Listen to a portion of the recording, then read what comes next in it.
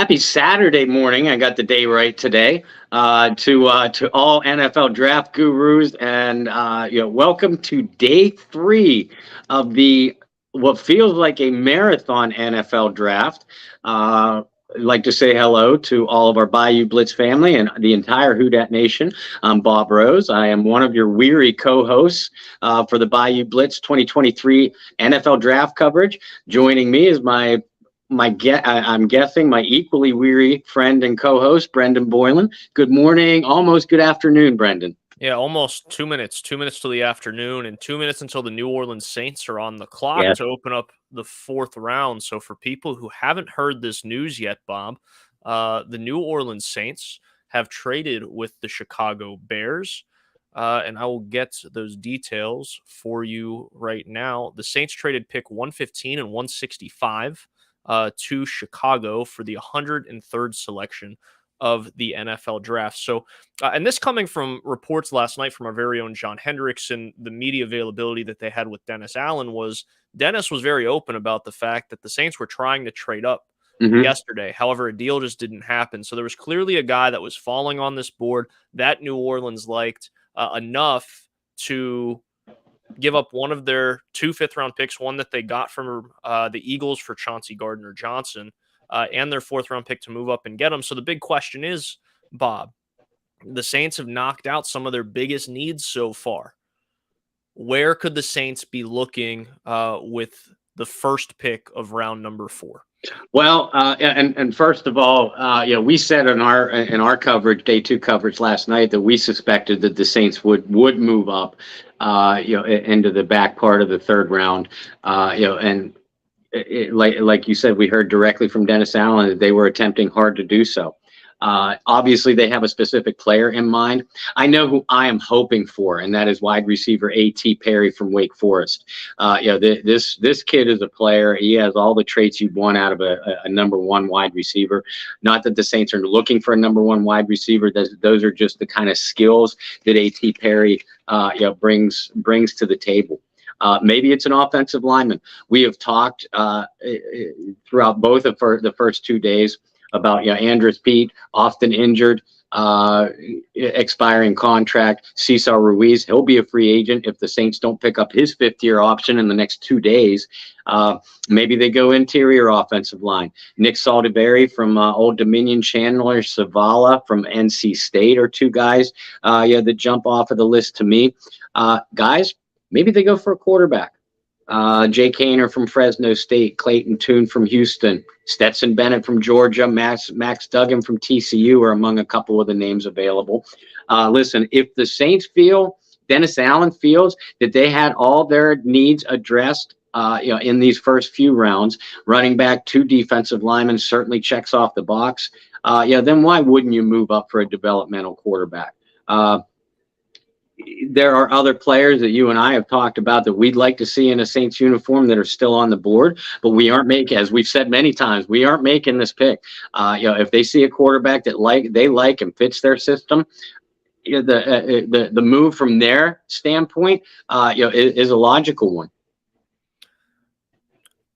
I look at some of the guys that have fell in this draft. So you look at a guy like Keely Ringo out of the University of Georgia. We were talking about him late last night. Talk about a developmental piece, maybe a guy that fits a PJ Williams type of role that can be a hybrid safety / corner. And with the depth that you have in front of him at safety, it allows him some time to develop.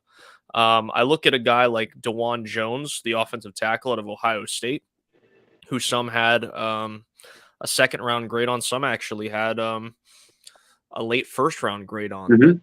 Offensive tackle, you could sit there and say, well, the New Orleans Saints have two really good ones. You spent one last year, a 1st-round pick that is on Trevor Penning.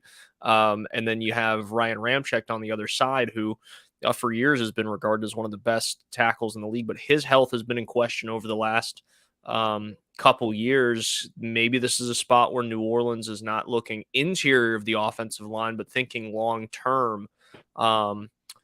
in a replacement potentially for Ryan Ramczyk, which is crazy to say.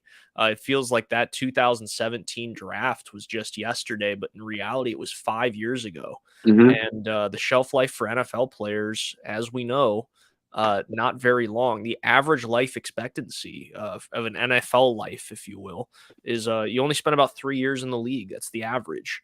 And we're already 5 years in from what was a fantastic 2017 draft class. But you have to start wondering and thinking some of those things as well. Yeah, yeah, and you look at other positions. The safety spot did not perform well last year. Yet they restructured the deals of both Tyrann Mathieu and Marcus May to keep them in the building. Plus, brought in two free agent safeties in Lonnie Johnson and Jonathan Abram. Maybe they go safety here. They had Jamie Robinson. The Saints coaches did at the Senior Bowl. He fits the prototype of what Dennis Allen likes out of his defensive backs. Downhill, athletic, aggressive. And can play multiple positions. Again, I'm hoping for A.T. Perry here, and we'll find out momentarily. But there's any number of directions that this team could go. Let's talk about interior linebacker, inside linebacker. There's a couple that we talked about yesterday, but in terms of that position, I still think an underrated position of need for the New Orleans Saints. Are there any that are left on the board that jump out that could be good value here in the fourth round? A couple. A couple that could be very good value, and it all depends on what the Saints want for their scheme. If you want a downhill run stopper that can bring some pressure on the quarterback, a la what Caden Ellis did for this team, then you're looking at a guy like Ventrell Miller, Noah Sewell, who has NFL bloodlines. We know the Saints love that. Nick Herbig from Wisconsin, Jeremy Banks from Tennessee fills that bill. Maybe you want a guy that can play in space, maybe a little bit of an undersized guy. Shaka Hayward from Duke, Henry Tutu from Alabama. Those are names. If you want to go that direction with an off-the-ball linebacker. Well, we'll know momentarily what the New Orleans Saints are going to do. We suspected that the Saints weren't going to keep all 8 picks that they had. And Bob, hey, you brought it up last night, so let's go ahead and bring it up again. Just another year that the Saints do not keep all the picks that they're allotted. So that trend now continues for New Orleans. I do want to address this is, we both had what the Saints did yesterday in terms of grading. Our grades were pretty good for both picks. However, that was not the case for some in the national media. Go figure. I'm right. And I'm sure that you have seen some of that. Quickly, while the Saints are on the clock, what do you make of Isaiah Foskey receiving a D grade by some in the national media? Absolutely nothing. Because those same national media experts were talking about Foskey early in the draft process as a potential first-round pick. Even as the draft process progressed, very, very few mock drafts that I saw nationally had Foskey falling out of the second round. And yet you're going to give the Saints a D grade for picking the player that you had mocked in the second round. It's just typical. And I know I sound like a homer here. But there's a lot of facts to back this up. It's just typical bias, anti-Saints bias, by the national media, frankly, lazy work by a lot of those analysts. Not only in regards to the Saints, but several teams. When they'll spit out names or they'll spit out positions. Watch a little bit of how a certain team does business. Watch how a certain player or players perform on the field. And do your research. Or heck, a lot of these guys. A lot of these guys have staffs that does the research for them. Have them do better research. Before you, and this goes for any aspect of life, in my opinion. Before you speak on a topic, make sure you know about the topic, or keep your mouth shut. New Orleans Saints on the clock now. Also, Kendre Miller got some high praise from a former Heisman Trophy winner and a guy that I think has been really good on TV that I didn't expect to be very good on TV, and that's Robert Griffin III. Mhm. Spoke very highly of Miller on Twitter, saying that he has every tool in the toolbox, essentially. The guy can hit home runs. He can give you a little bit of everything. And then Miller going out in his post-draft interview saying that he's coming for number one. He respects Alvin Kamara and everything that he's done in New Orleans, but he doesn't want to be a backup. He wants to be the number one back. I think somebody else needs to remind Kendra that there's another running back there, Jamal Williams, who led the league in rushing touchdowns a season ago. I still think it's a great pick to kind of slowly ease him into being the Saints' number one running back, because let's face it, Kamara 27, Williams 28, Miller 20, Merritt, I believe 23 or 24, Benjamin 24. There's a gap there in age. As silly as it sounds, 23, 24 to 27, 28 doesn't sound like a whole lot of years, but in NFL life, like I just mentioned, NFL players' shelf life really about 3 years. There is a big gap there.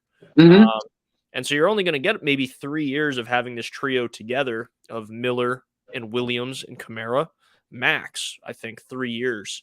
And then you're able to turn the keys over to Miller being the full-time guy and finding him a running mate as well, whether it's on the roster now or whether it's through the draft or free agency in years to come. Really good spot. The New Orleans Saints pick is in, and I can almost guarantee that some of our friends with the Saints News Network already have the pick. We'll see if they tease it to us, or if they're going to make us wait it out and sweat it out just like everybody else. Offensive guard, Nick Saldiveri from Old Dominion. I just got that. Yep, 6'6", 318.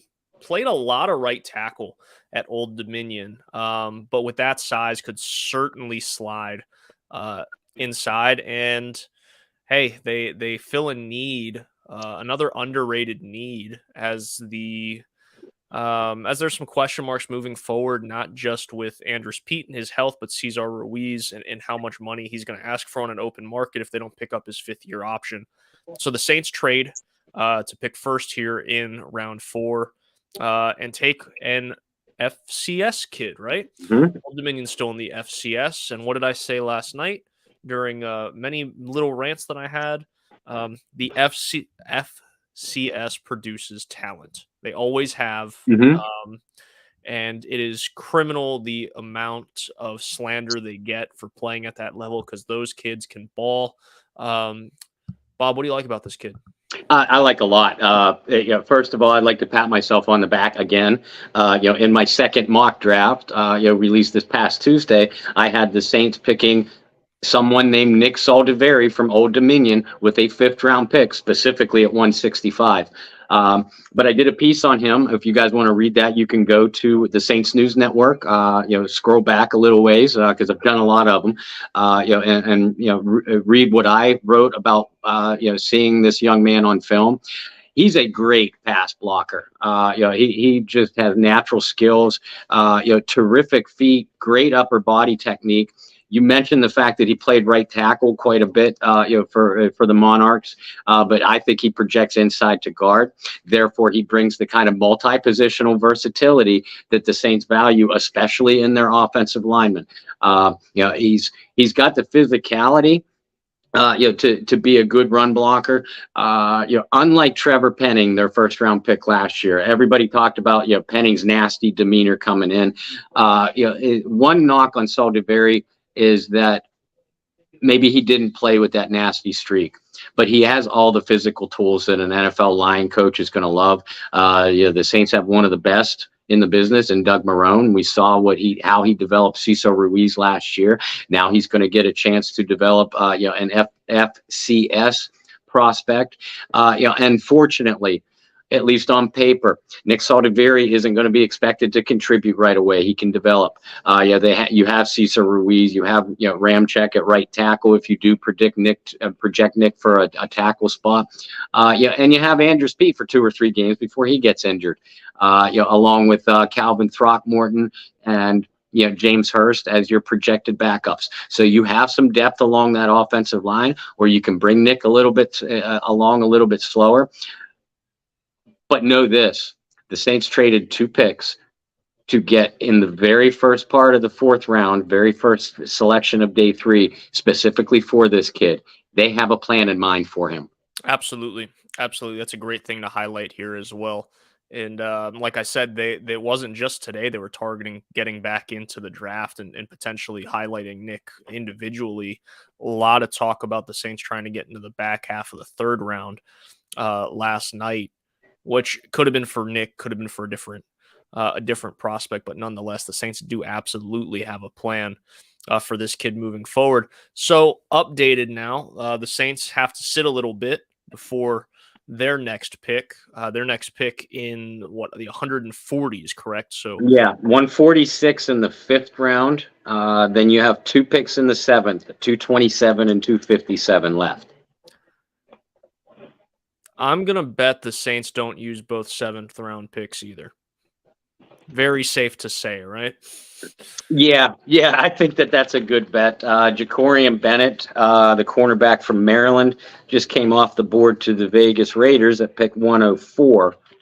That's a guy that the Saints had in for multiple visits, between scouting combine, postseason workouts and pre-draft visits.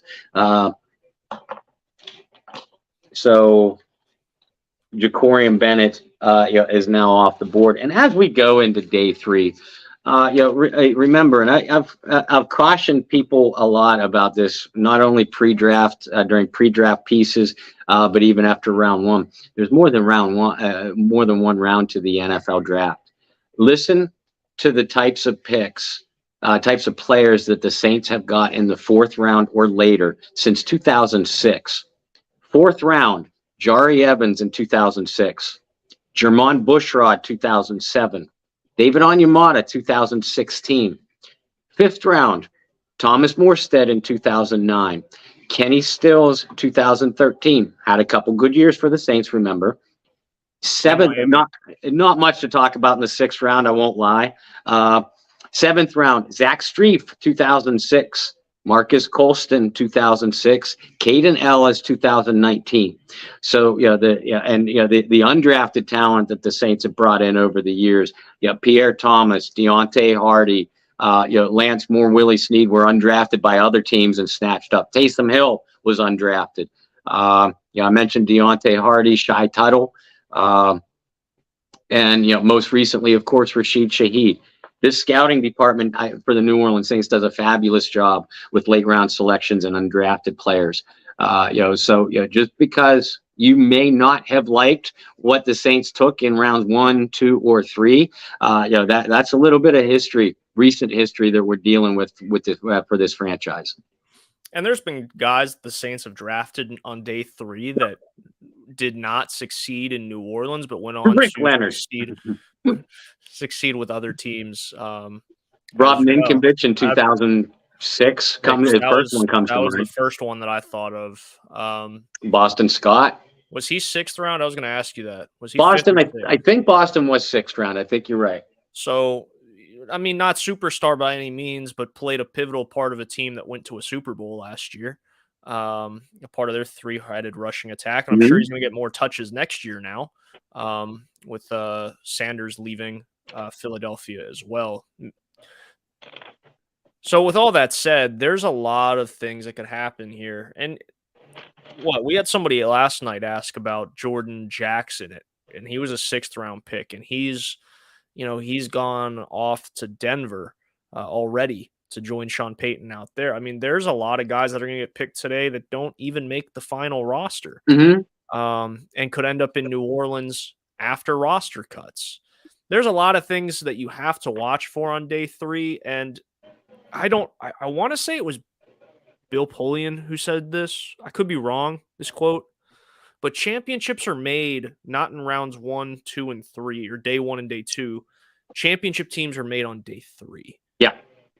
I might not be giving the right credit to that quote. I might have to go back and look it up, but it's true. Is what you do in day 3 is that final hurdle. It's that good to great. Can you knock out and get guys that can contribute to your team today. Yeah, and you look at the the New Orleans Saints Super Bowl championship during the 2009 season. Colston, 7th round pick, Lance Moore, undrafted, Jari Evans, 4th round, Jermon Bushrod, 4th round, Thomas Morstead, 5th round. You had cast-offs on the other side of the football. Scott Shanley, Scott Fujita, who were at the very least late round picks, if drafted at all. Pierre Thomas, undrafted. Mike Bell, undrafted by a different team, cast off to the New Orleans Saints. And we can go on and on and on. Small schools. Teron Armstead from Arkansas Pine Bluff. Evans came from Bloomsburg. Colston from Hofstra. And again, I forget where Shaheed came from. It escapes me. Weber State, right? Weber State, yeah. Deontay Hardy from Assumption. David Onyemata from Onyemata University. David Onyemata from Manitoba, up in Canada via Nigeria. So, the Saints scouting department again leaves no stone unturned to find talent. Keely Ringo finally off the board. Eagles take him at pick 105. And the Colts now on the clock. Their pick is in. Colts will have an interesting one. They still have some needs all over the place. We talked a lot about offensive line. We've talked a lot about getting offensive linemen to protect young quarterbacks. And they went and got an offensive tackle, Blake Freeland, out of BYU, protect Anthony Richardson, who they took 4th overall. Yeah, and we talked about Richardson probably not seeing the field early on, but whenever he does, and you already have a fine running back, in the backfield of Jonathan Taylor. They have a couple of nice weapons at wide receiver. So Indianapolis is clearly building around their young quarterback for whenever he does take the field. So that way, they're giving him hopefully all the opportunity in the world to be a successful NFL player. Can we address something that kind of slipped my mind when we talked about Ringo getting off the board? How many Georgia Bulldogs have the Eagles drafted over the last 2 years? At least 5 that I can think of. They got Jordan Davis and Nakobe Dean last year. They got Jalen Carter and Nolan Smith, and now Ringo this year. So that's at least 5. Philly loves some Georgia Bulldogs. Yeah. We thought the Saints loved the Buckeyes. Good Lord, they're the Eagles are just calling up Kirby Smart. And they're like, who's draft eligible? We need to know. Hey, after the run the Philadelphia Eagles have had the last 2 years, and especially last year, you can't argue. You can't argue with the logic. Again, it's fun. It's funny to make fun of. Just like we poke fun at the Saints, preference for Ohio State players. But the reality is, it brings these programs bring in a lot of NFL talent. Well, and there's relationships that get built over the years with different coaching staffs, scouting departments, sports information directors at schools. You start building relationships there, and sometimes you get more info. And just like any job, right? It's about the people you know. It's not about what you know. It's about who you know. But when you build those relationships, you get a little bit of insider information. You might have an SID, at Ohio State or at Georgia, pick up the phone and be like, hey, scouting department for New Orleans, for Philly, we got this kid here you really might want to take a look at. He's only a freshman. He's only going to get a couple snaps this year. But I think we really got something here that may go under the radar. And then how easy is it to go and fly wherever you got to go and sit in the press box and see what the kid's got? And sometimes that's how you find the best players, because you have all these other scouts that are looking at, superstar whoever, and that's who they're scouting. And then you're sitting there like, no, I really care about this guy that's probably going to be, like we said, a day 3 pick that's going to make a difference for my football team. So things like that happen all the time. It's just ironic that you see, like you said, 5 in 2 years. A lot of times it's scattered, like the Saints. It's like, oh, they take an Ohio State guy every year. You can kind of count on it, whether it's in the draft or undrafted free agent. But they've never gone just round by round going, Ohio State. Yeah. Because I mean, honestly, that would be a fun little game to play. Is how many, if you could go and every year from like 2014 on, you have to name an Ohio State Buckeye that was on the Saints roster via draft or via undrafted free agent. Like I bet we could do it. Yeah. JT Barrett was 1 year, and then Mike Thomas and Marshawn Lattimore, like, you know what I'm saying? Like the list just goes on and on. I think that's 3 consecutive years right there. 15, 16, 17. Barrett, 15, Thomas, 16. Yeah. So right there, we're already on a roll. But nonetheless, that's funny that Philly has taken that many Georgia Bulldogs over the last 2 years. But hey, you can't go wrong drafting from the national champs, right? No, they're clearly doing something right down in that, down in the state of Georgia, and there's not a lot of right things that happen in that state. Amen. Yeah, I mean, the Atlanta Falcons alone Atlanta Falcons and Atlanta Braves alone are an anchor to that entire population. I mean, we got to give the Braves some credit. They did win a World Series a couple years ago. Yeah, I just hate them. That's why I had to throw something out. I understand. I'm a Mets fan lifelong. And God, how many consecutive NL East titles did the Braves win in the 90s? Like my entire childhood was the Joneses, and then Maddox and Glavine and Smoltz every year. And then even after that, they were still good. And it was frustrating. But anyway, no, Atlanta hasn't done a whole lot over the years in sports. Up until the Braves championship, they had a long drought. Mm-hmm. I think the Braves' last championship was the first time that Georgia had won a professional sports title in my lifetime. Maybe ever, because I don't think the Atlanta Hawks have ever won one. The Braves won in 95. Yeah. Year before I was born. So yeah, that was the first of my lifetime that they had won anything. The Thrashers were terrible. Yeah. Obviously the Falcons have never. Yeah. The soccer team won one, but that's not a top, or that's not, your big 4 leagues. Right. So yeah. Yeah, Georgia Bulldogs had won the national college football national championship in I believe it was 1980, either 80 or 81. 80 Georgia, 81 Clemson. Yeah. Okay. Well, and then Georgia's weird. I mean, for people that don't know the geography of it, and I'm sure a lot of people do that watch college sports, but I think there's this automatic assumption that like the University of Georgia is in the heart of Atlanta. And it's nowhere close. Right. It's not anywhere close. Georgia Tech's right there. Georgia State's right there. And then Southern is even further than that. But yeah, Atlanta's not been a fun city for sports over the years. And we're not just saying that because of the networks and the teams that we're associated with. I mean, it's just factual. They have not been very good over the years. They've been disappointing. Jake Andrews out of Troy goes to the New England Patriots. That seems like a New England Patriots pick. It certainly feels that way. Yeah.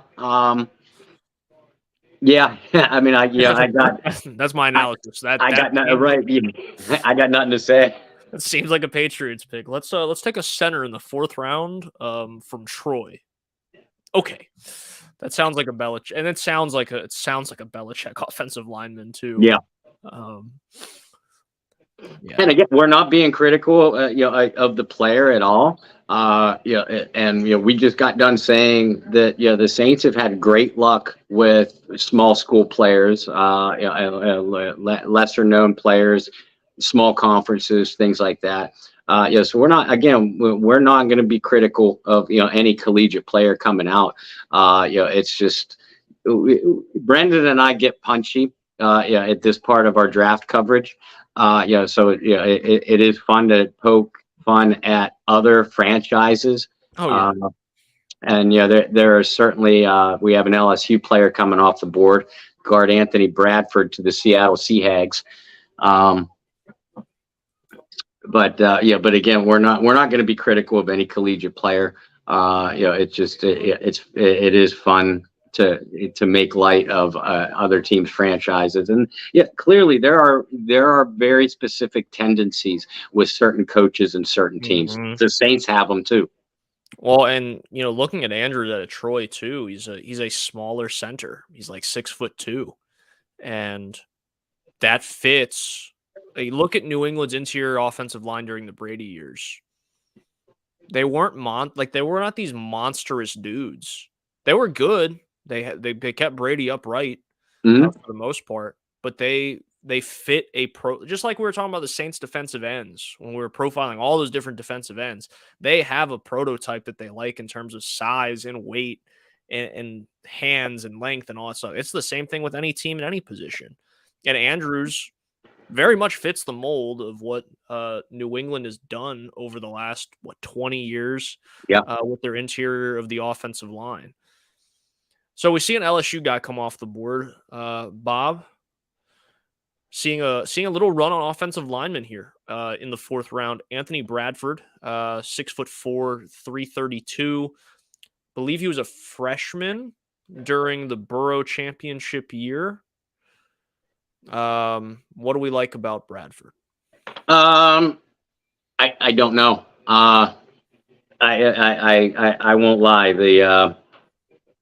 I've not done a great deal of research on some of the players that are going to be picked today. I have info on some, but know this. The LSU offensive line in general was a very good run blocking unit last year. And that goes once they made the change at quarterback. And Daniels, whose best weapon at this point of his career is his legs. He got freed up for an awful lot of big plays. So Anthony Bradford, of course, was part of that unit. We know that Brian Kelly likes to pound the football. The Tigers coach last year. So Bradford at least fits that profile. You have to wonder a little bit about his pass blocking, but again, I'm not going to knock it because I haven't seen it on film. One more fun stat on the New Orleans Saints 4th round selection offensive lineman Nick Saldiveri.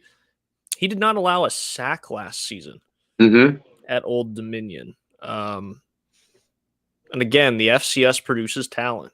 I think that says a lot when you have a guy who played a lot of right tackle in his collegiate career who did not allow a sack all year long. Yeah, I think it was. I don't remember the exact number, but I have it in the article. It was over 500. 500 dropbacks. 500 snaps where the quarterback dropped back to pass.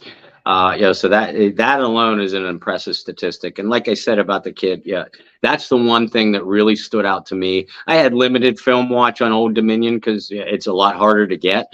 But I love his feet. I love his fluid movements and pass protection. He doesn't let his upper body get overextended. So athletic rushers are going to have to work against him.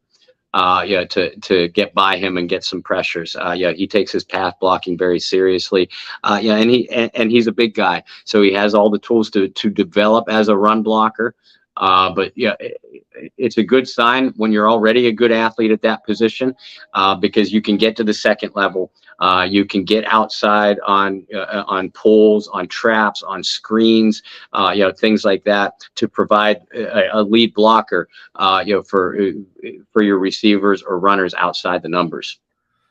And you kind of already mentioned this, is he played a lot of, and I did too, playing a lot of tackle with his size, a little bit shorter arms as well, going to pop inside and play on the interior of the offensive line. A guy that has proven he could probably play any position across the offensive line if needed.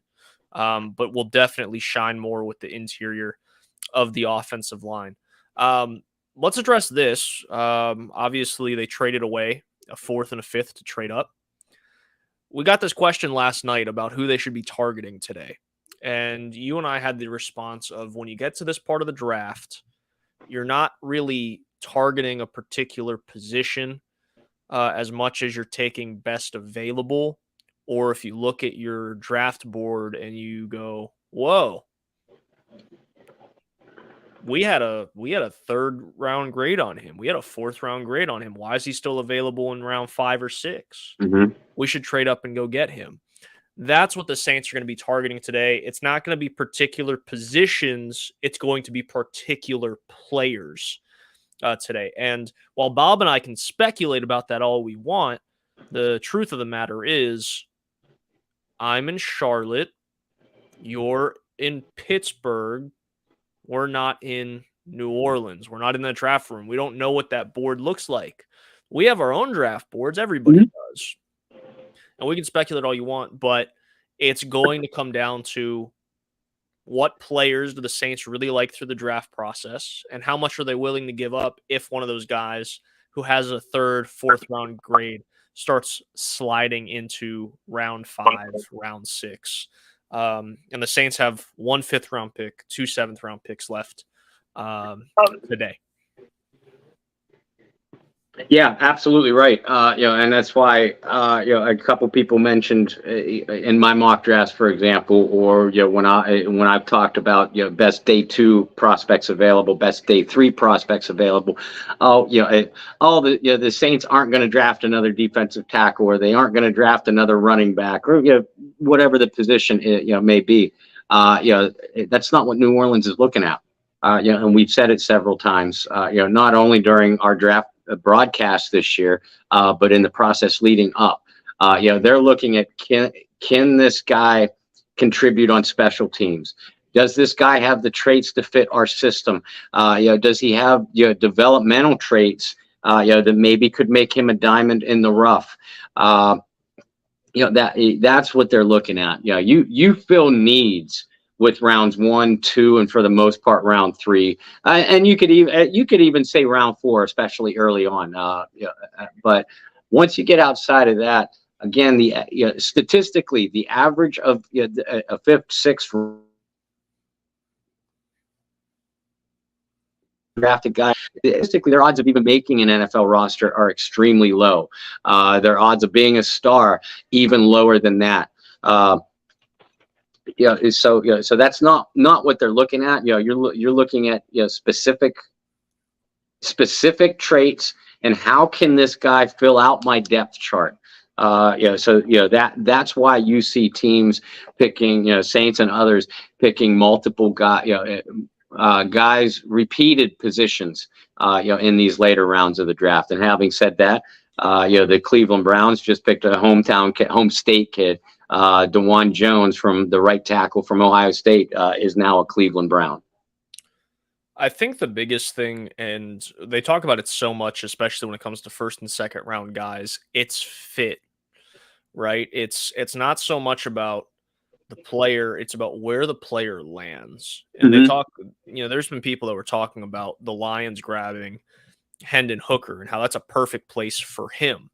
The fit is going to be perfect there, especially when you get to day 3.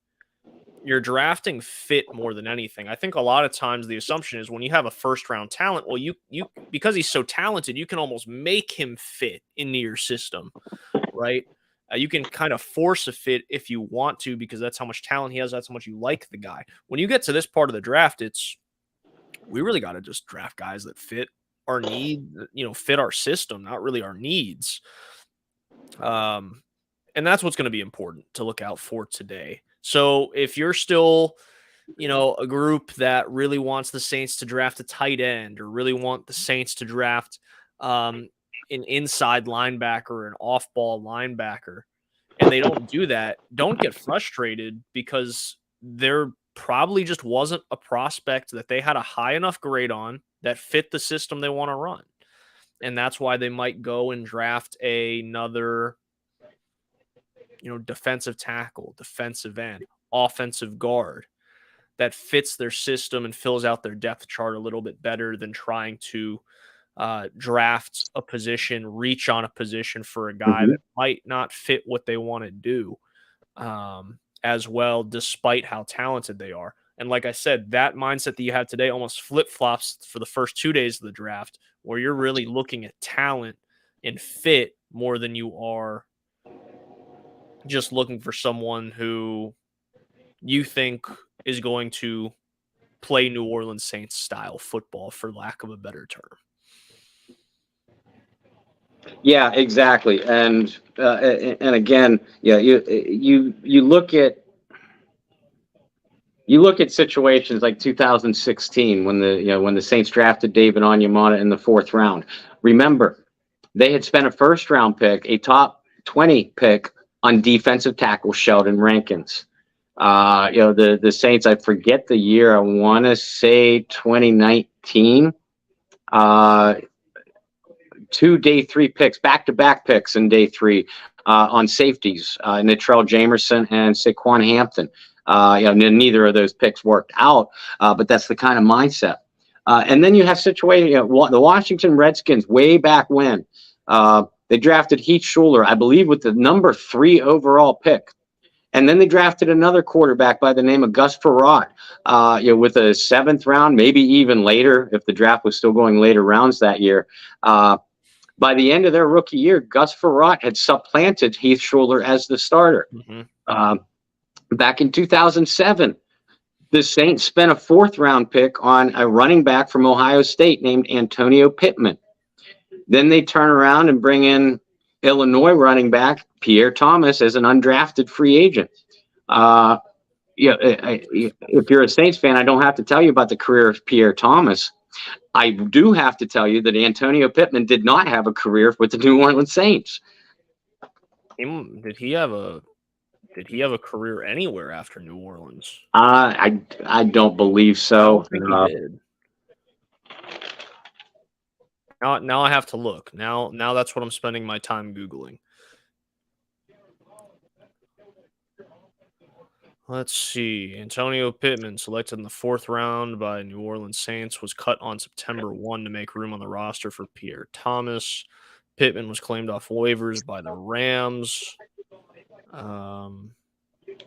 Started 5 games in place of the injured Steven Jackson, who is one of the more underrated running backs of his time. Saints fans also know that he torched him a little bit when he was in Atlanta.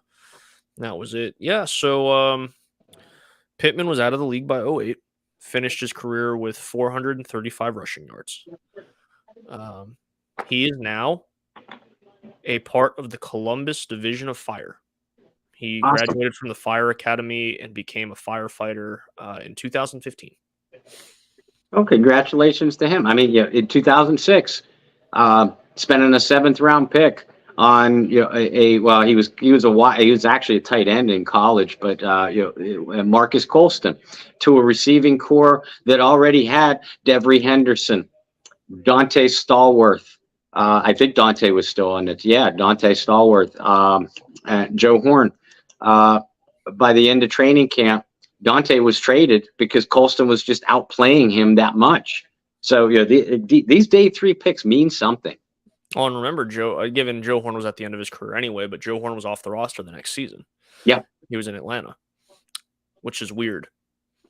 There are certain players, regardless of if they played for your team or not, they have an awkward year at the end with another team. You're like, that just doesn't look right. And Joe Horn is certainly one of those. I can get by the Kansas City because he had good years in Kansas City before he joined New Orleans. But the weird year in Atlanta... No, Steven Jackson kind of the same way. After all those dominant years with the Rams, to see him in a Falcons uniform was odd. I mean, we can go through the list on that. Joe Montana in a Chiefs jersey still, never looked right. We may say that about Russell Wilson in a Denver jersey, depending on how this season goes. It's starting to unfold that direction. Listen, the Denver Broncos are coached by our old friend Sean Payton. Do you like that move for the Denver Broncos? We talked about it a lot from the Saints' perspective when it happened. I'm curious to get your take. Do you think the Broncos made the right move to get Sean Payton? Well, there's a couple things you have to factor. What they gave up to get Sean Payton is one.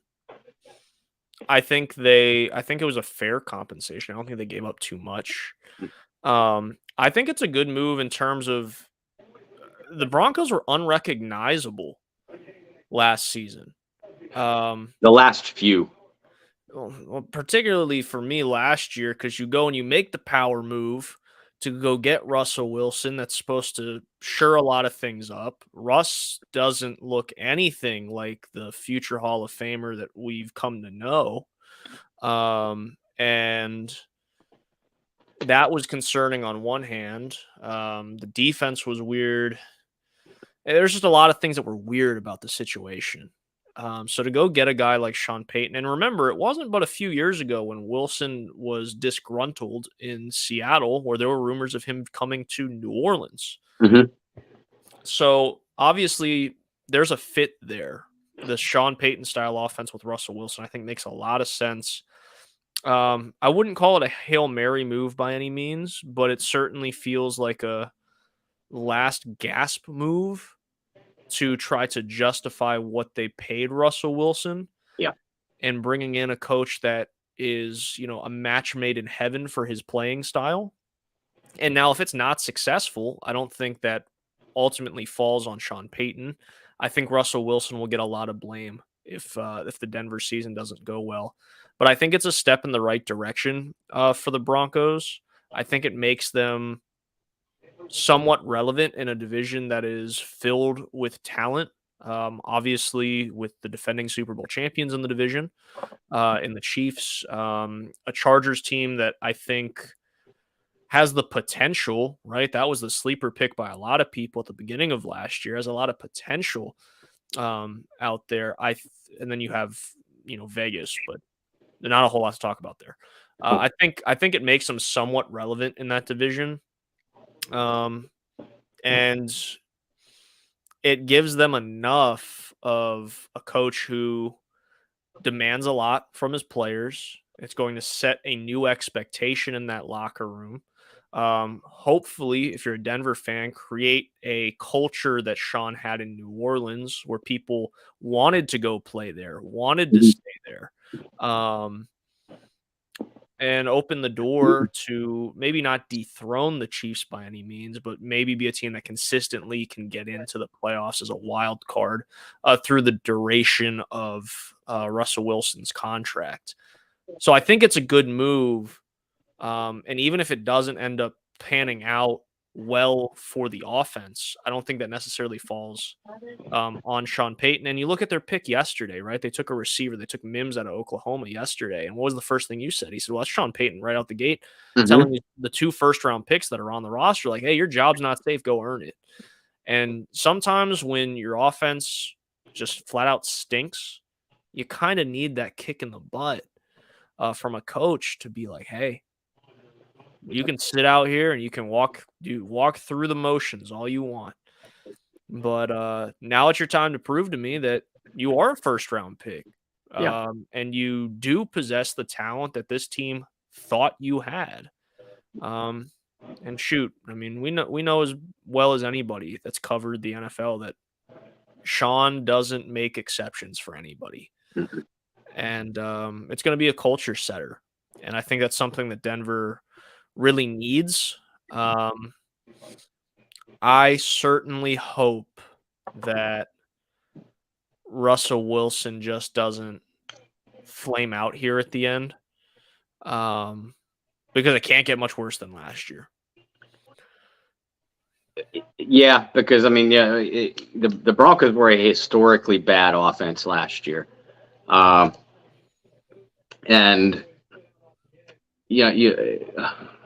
you bring in Sean Payton to fix Russell Wilson. I don't agree with that term. But certainly to revamp and rejuvenate Russ, I think would be a more accurate term. Yeah, and the Broncos fan base is one of the most loyal in the NFL. But this franchise stood a real chance at losing a good portion of that fan base. You had a change in ownership. The Boylan family is no longer in charge. John Elway, franchise icon, savior John Elway, was kind of being partially due to his own decision, partially because of the franchise decision. He was kind of being eased out the door. You missed the playoffs every year since you won the Super Bowl in 2015. You missed the playoffs every single year, which is a new Broncos low, because they've never missed the playoffs that many consecutive years. You see your hated rival Kansas City not only own the AFC West, but go to 3 different Super Bowls. A lot of and then you gave up everything that you gave up to get Russell Wilson and fall flat on your face in 2022. This is a franchise that had to win, had to do something to create a splash, to create ways, to create relevance. Like you said, if your best asset is your quarterback, then you have to bring in an offensive coach to make this offense good again. And Mike Shanahan is well regarded as the best coach in franchise history, one of the better ones in NFL history. Shanahan was an offensive coach, came in with a no-nonsense style. Nobody's job is safe. When he took over in 1995, a lot of the established Bronco veterans that were just kind of sitting on their laurels, all of a sudden they found themselves out of a job. Same exact thing happened when Sean Payton first took over as the Saints coach in 2006. A lot of these guys that had it made in the shade and were just kind of cruising on reputation or contract or whatever the case may be, now they're out the door. Sean said very, very quickly, immediately, upon being hired by Denver, Russell Wilson is not going to have his own personal entourage, not in my facility. So Sean Payton is also going to bring an accountability to the Denver Broncos that they clearly, and a sense of discipline to the Denver Broncos that they clearly haven't had, especially over the last 4 or 5 years.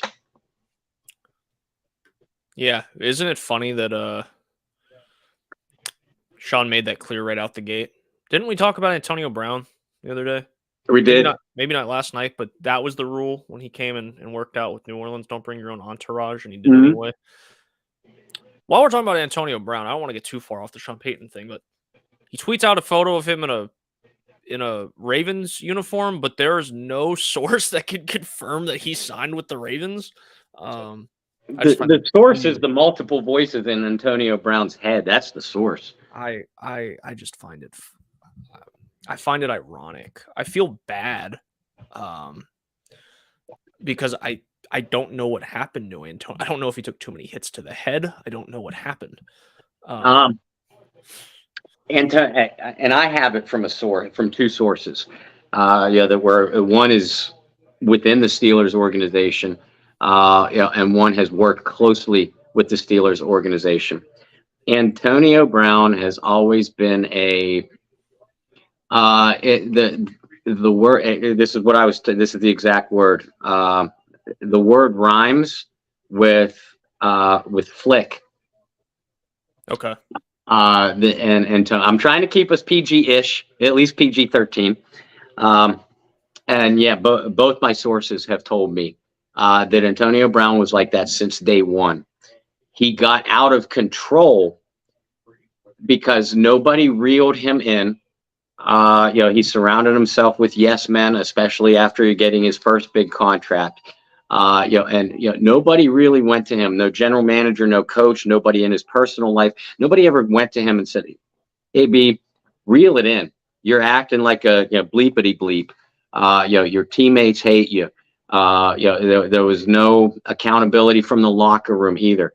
And as a result, Antonio Brown's already questionable personality just unraveled out of control. So while people like to blame the hits to the head and the CTE and things like that, maybe that made it worse. but he had issues from the time he arrived in the league. That I know for a fact.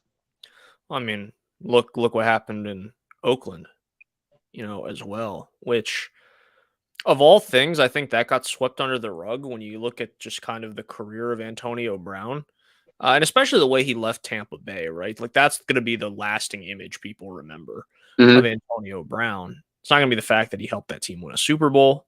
Think what you want of him, but he was a big part of winning a Super Bowl and putting together a very productive season, not like a Pro Bowl season, but a productive season. He was arguably the best receiver in football for a few years in Pittsburgh. Could definitely put him in that argument. But people forget that the Oakland thing was really bizarre. Mm-hmm. I have a friend that was working on the Lebitard show when that was all going down, and he said it's the first and only time in his career where he was asked to set up an interview on the Lebitard show with a video content creator that wasn't like a real producer or like under contract with anybody. And they brought in the person that put together Antonio Brown's video that he posted on Twitter following the release, where it's like this black and white thing, and it's like got Gruden's voicemail in the background.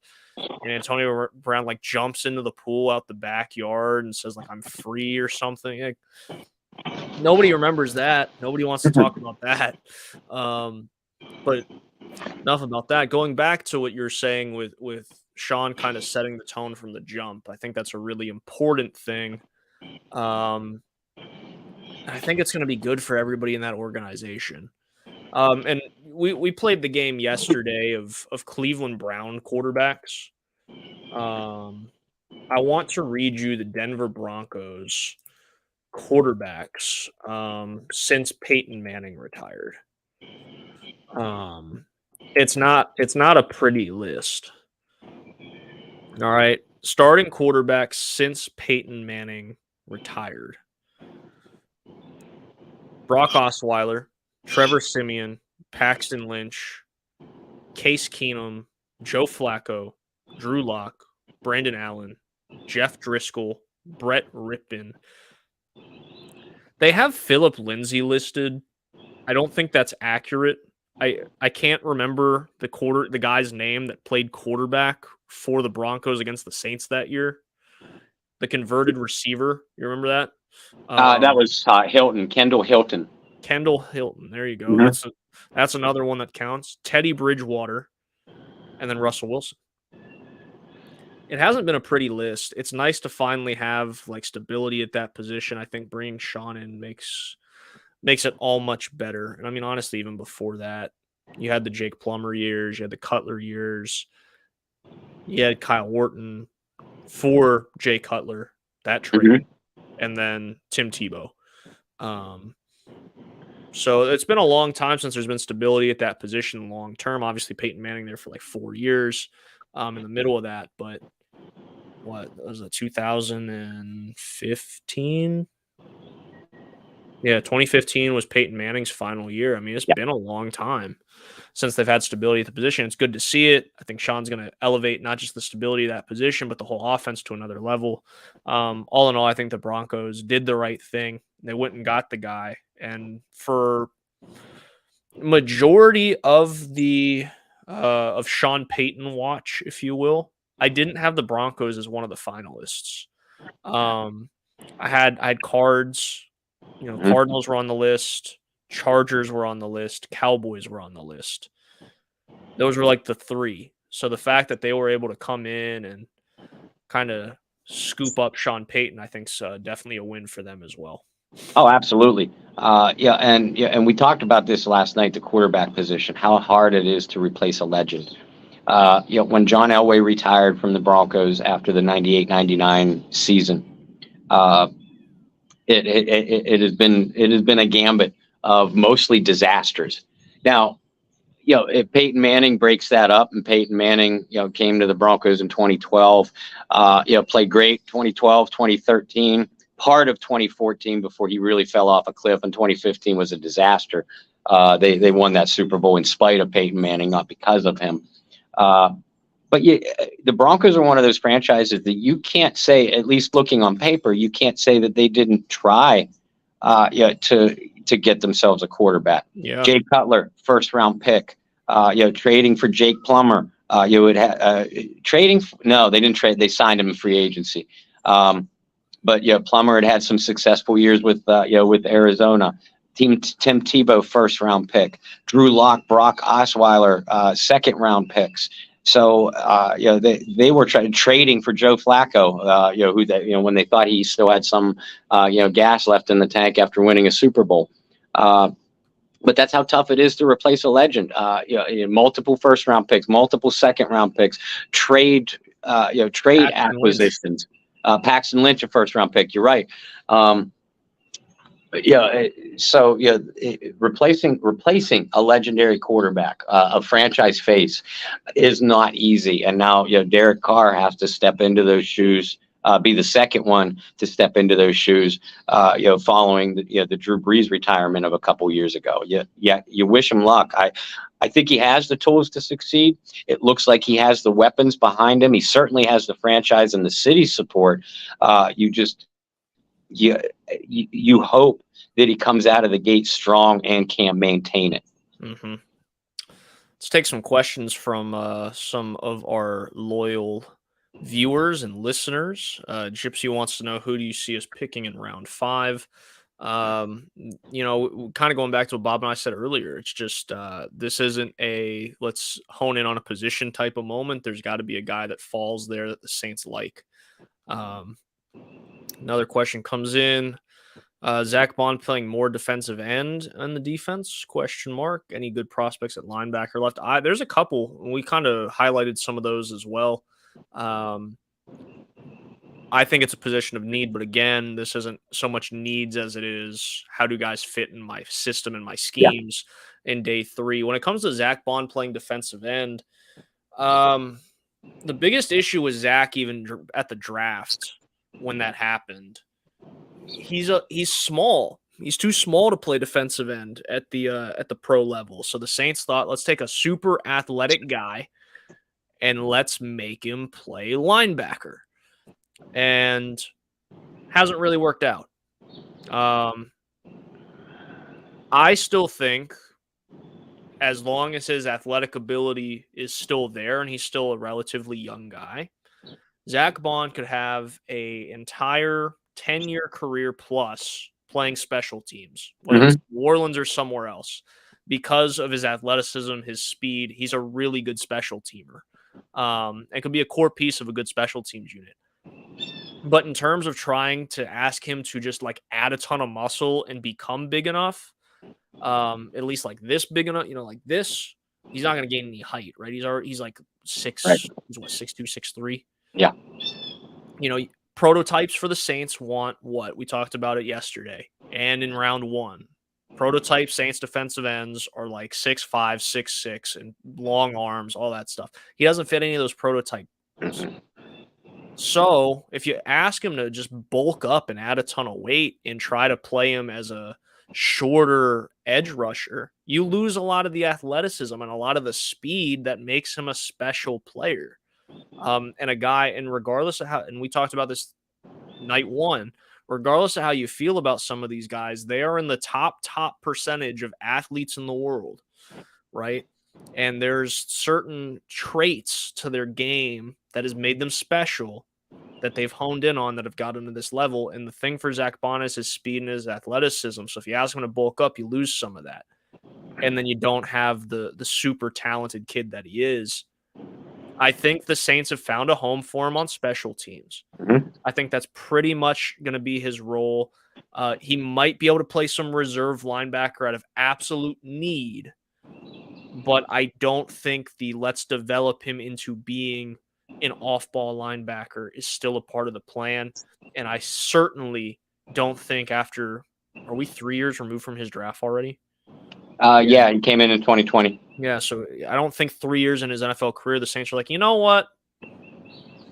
Let's just ask him to bulk up and see what happens. I think the plan now is in place for him to just be a good special teamer, and leave it at that. Yeah, first, Gypsy, I'm praying that A.T. Perry or even Xavier Hutchinson is still on the board.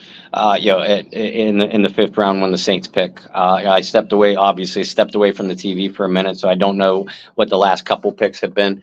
But over to Bond.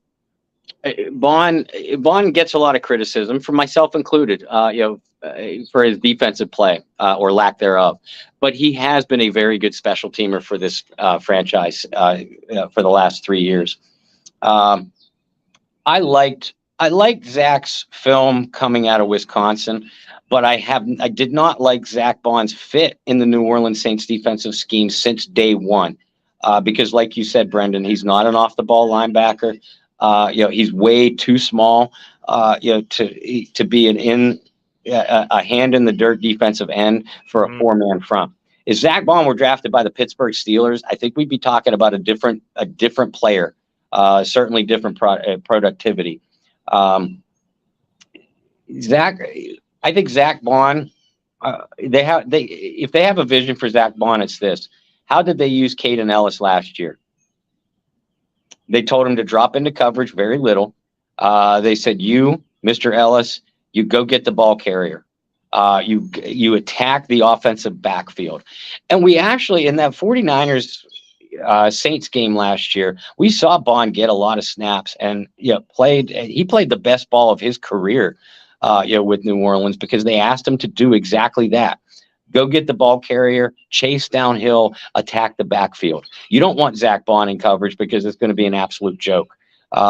We didn't see the Saints sign a linebacker, even pursue a linebacker in free agency after losing Ellis.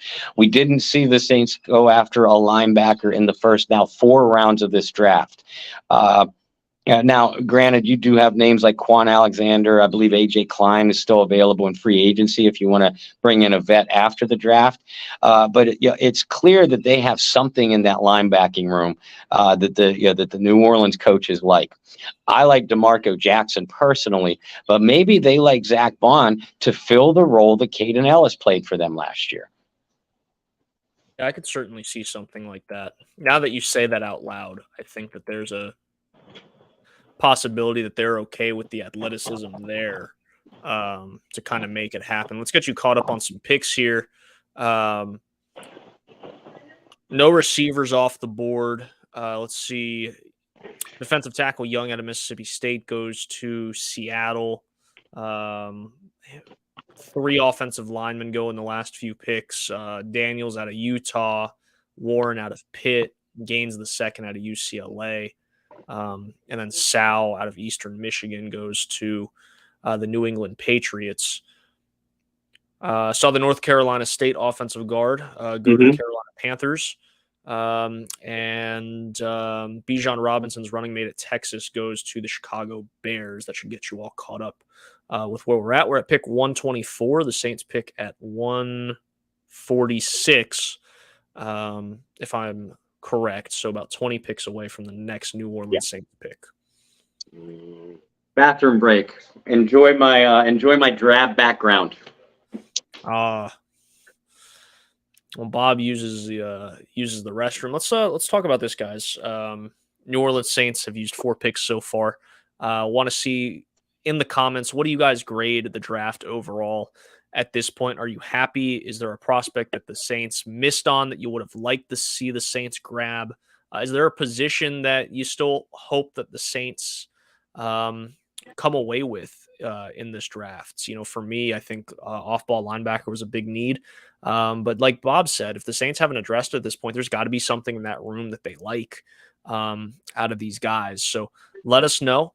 Also, following the Saints' 5th round selection, Bob and I will dip out for just a little bit. We'll keep the stream open, so keep the comments rolling and whatnot. And the Saints will be back in round 7. Obviously, barring a trade. If there is a trade, Bob and I will pop back on really quick and give you guys some analysis of all of that. Also, how do you guys feel about the quarterback room? That's something I'll ask Bob when he gets back. do the Saints still need to go grab another veteran guy, or is there a guy in the draft that may get drafted later, go undrafted, that you would like to see the Saints grab as a potential developmental piece? I mean, over the years, we've seen the Saints draft guys late in rounds, and maybe they haven't lasted on the roster, but they've at least been there, going all the way back in the Sean Payton era. You're looking at like Tyler Palko. You're looking at Sean Mannion. No, Sean Canfield, not Sean Mannion. And guys like that. Is there a guy that you look for and go, okay, I could potentially see the Saints grab a guy like that? Let me know what you guys think in the comments below.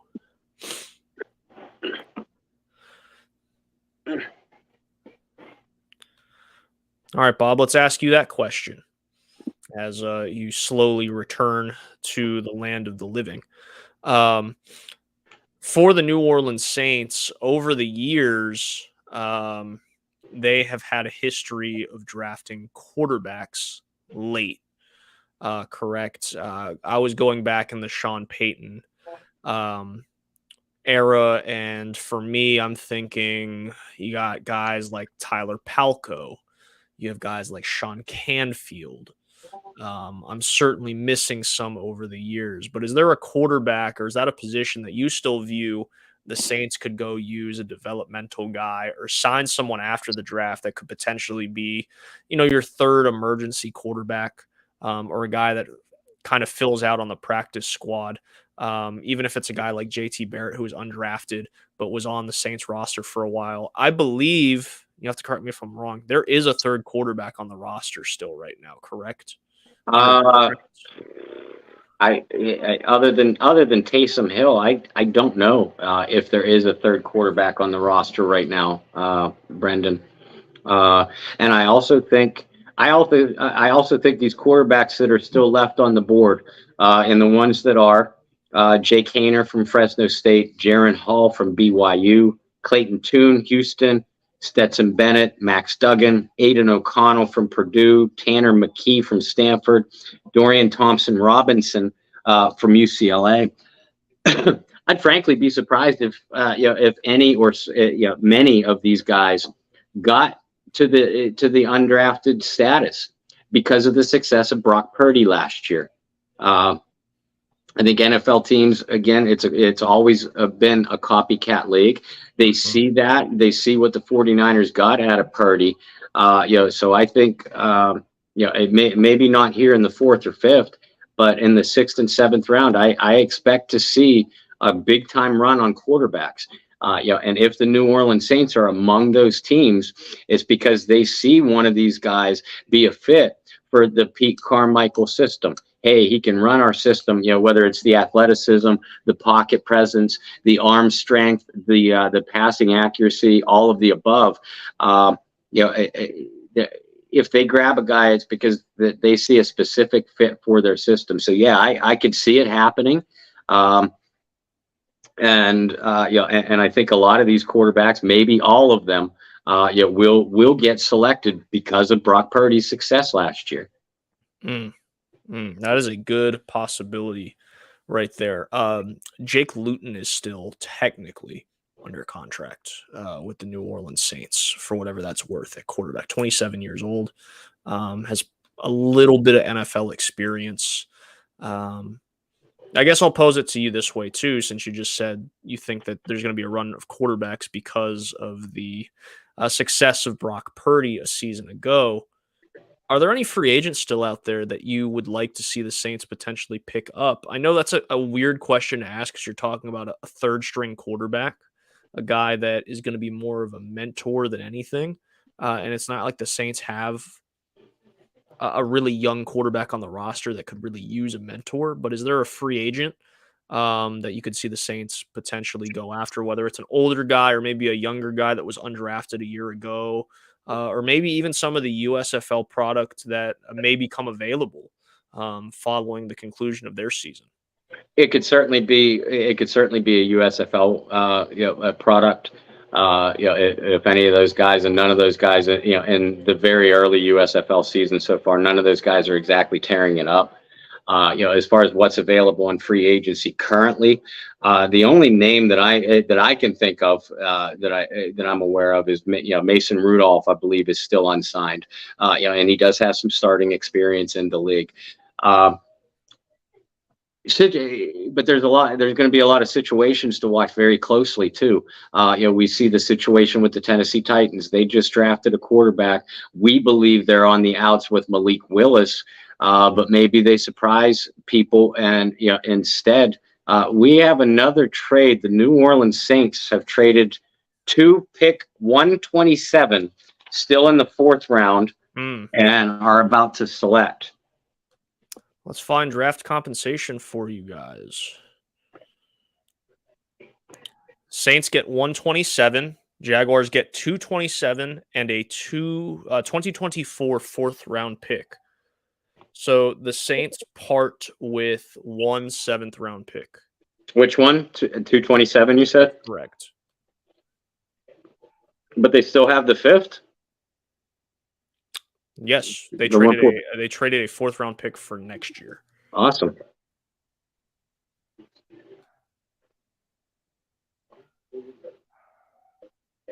A.T. Perry, please. The pick is in.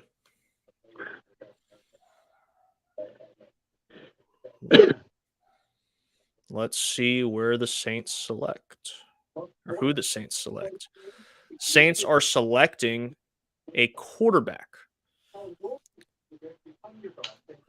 How about that? Right on cue.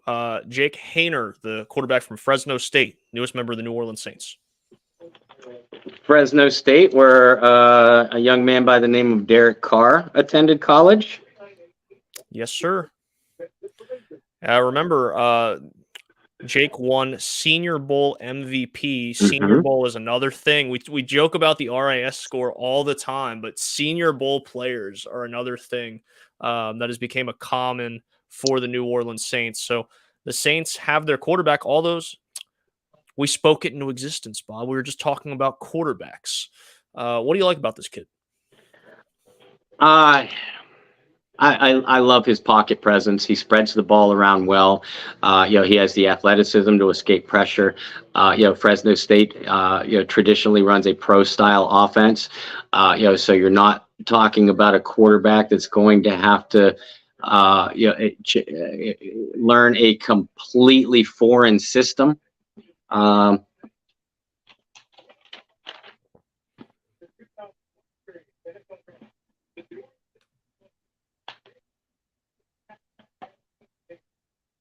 don't know why I paused. I mean, we had the pick. I just wanted to wanted to have that moment.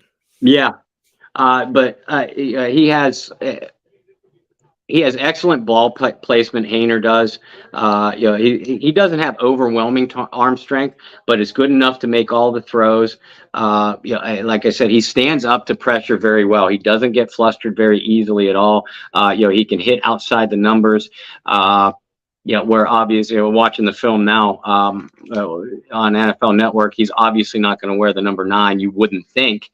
But 19 might be available. I think that would be fine for him. Right. I didn't watch a lot of film on Haener, but what I saw, I love his release. There's not a lot of wasted motion. He gets rid of the ball quickly, and like I said, an excellent timing-based passer, which is Fresno State's program, and has been through the years. A little bit on the smaller side, if that concerns you, it doesn't me. He's only listed at about 6 feet, but he's not a small guy. He goes at about 208, 210. So he more or less has a compact frame. So he doesn't have a slight build where you have to worry yourself, that he's not going to be able to hold up under a lot of hits. And like we said, at this point in the draft, you're talking about a developmental guy, a guy that can learn Pete Carmichael's system, and maybe you have a diamond in the rough. Remember, we keep talking about Brock Purdy and obviously Tom Brady. Dak Prescott was a 4th-round pick when he came into the league too. And a lot of people didn't expect much from him. And it took a Tony Romo injury to get Dak onto the field, but once he had that job, he never gave it up. I'm not saying I expect that kind of thing to happen in New Orleans, nor do you want it to, because that means Derek Carr has been injured. But again, at this point, on paper, you filled your needs with 2 defensive linemen, a running back, an interior offensive lineman. Why wouldn't you move to go get a quarterback? And obviously, they specifically like Jake Haener because they moved to go get him. Well, Haener's a guy too, really high completion percentage throughout his career. In 2022, 72% completion percentage, 2021, right at 67. Does not throw a lot of interceptions. His touchdown interception ratio is pretty good over the course of his entire career. He spent 1 year with the Washington Huskies before transferring to Fresno State. Career 68 touchdowns to 18 interceptions. He's a pocket passer. He's not going to sit there and run the football or anything like that. Like I was talking about yesterday, getting a guy that might have the potential and the athleticism to be more of a rushing quarterback would be fun. It would be different for New Orleans because we haven't had that over the last 2 decades. But this is a guy that fits the mold of what the Saints have done at quarterback over the last 20 years, like I was saying. And this is a perfect fit because this kid is going to be able to learn from a fellow Fresno State Bulldog in Derek Carr, but also pick the brain of a former number 1 overall pick in Jameis Winston. There's not going to be a lot of expectation for him, any expectation, but just to sit back and learn. We have a run on the quarterback. Stetson Bennett just went at pick 128 to the LA Rams. That's a kid that I was curious to see where he'd fall because of his age, very much like Hooker. The other thing about this, though, and I guess we'll talk about it because I just brought up age, Haener's 24, which means if he were to ever become the starting quarterback for the Saints, you're looking at 27, 28 years old before he does so. But in this situation, that's perfectly okay, right? We were talking about, with a guy like Hendon Hooker, you expect to be the starter after a year or 2. That might be a concern. But for a guy like Haener, who's a developmental piece, I don't think the end goal is probably not for him to be the starting quarterback because, like you said, that means there's injuries that happened.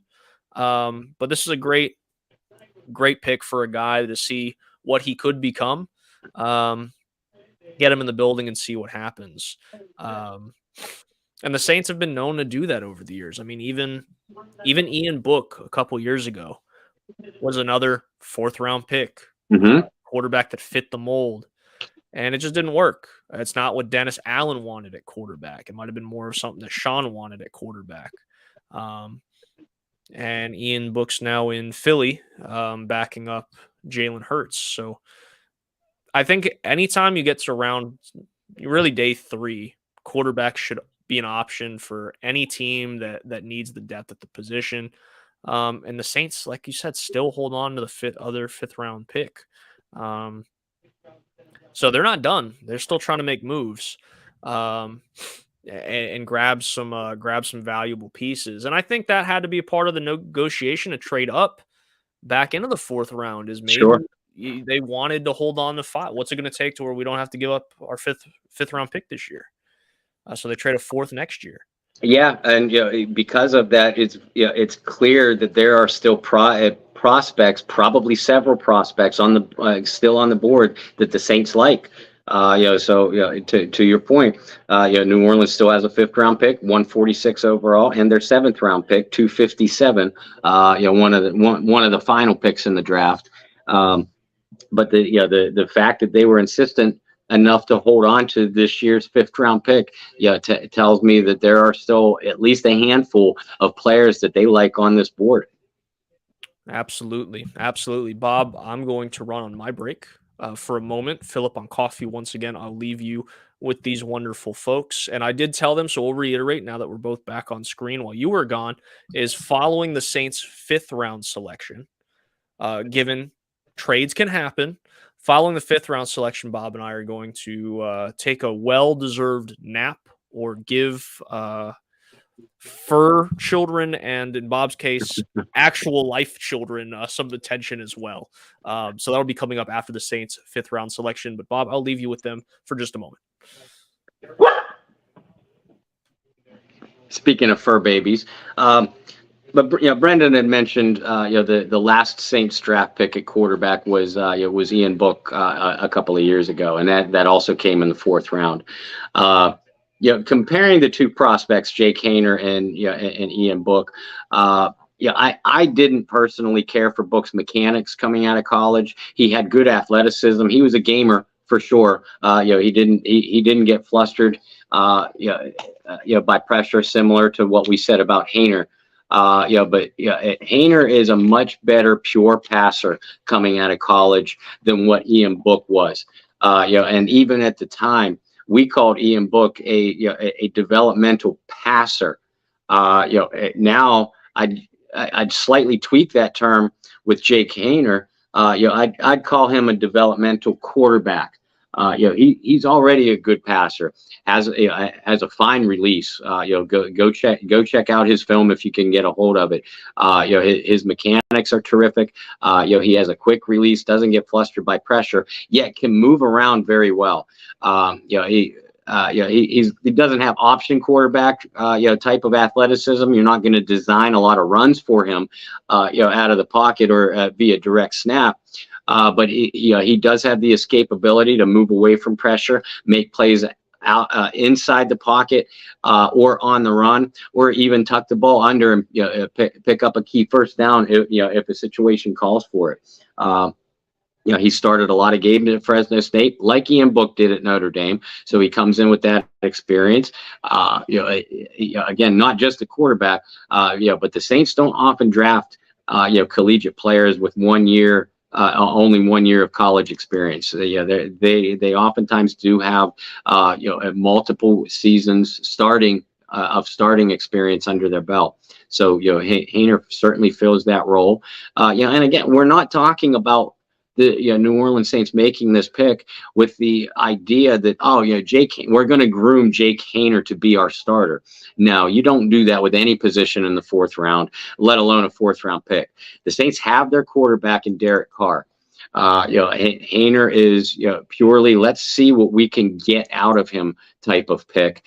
And if they're comfortable enough with him to back up Derek Carr in 2024 and beyond, that saves you a heck of a lot of salary cap space. Because remember, Jameis Winston is going to be a free agent at the end of this year. And backup quarterbacks, you can get one for fairly cheap, but certainly not as cheap as what you would if you had confidence that your 4th round pick from 2023 still on a rookie contract. If you have the confidence that he's going to step in, you don't need to shell out bigger money to bring in a veteran backup. So, I mean, we'll see how this develops. I personally like the pick. I realize that a lot of fans are going to scratch their heads over it, saying, the Saints still need this, still need that, and still need the other thing. Well, again, New Orleans obviously doesn't feel that way if they went quarterback here, A, and B, we reiterate once again, they keep that 5th round pick.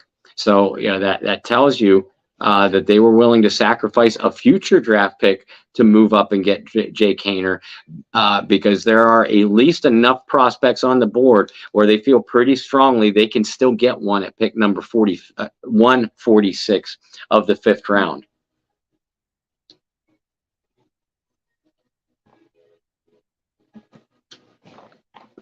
So, folks, tell us what you think. I know there had to be some people throwing their things, stuff at the TV or what have you, because Jake Haener was the pick, quarterback position period, was the pick.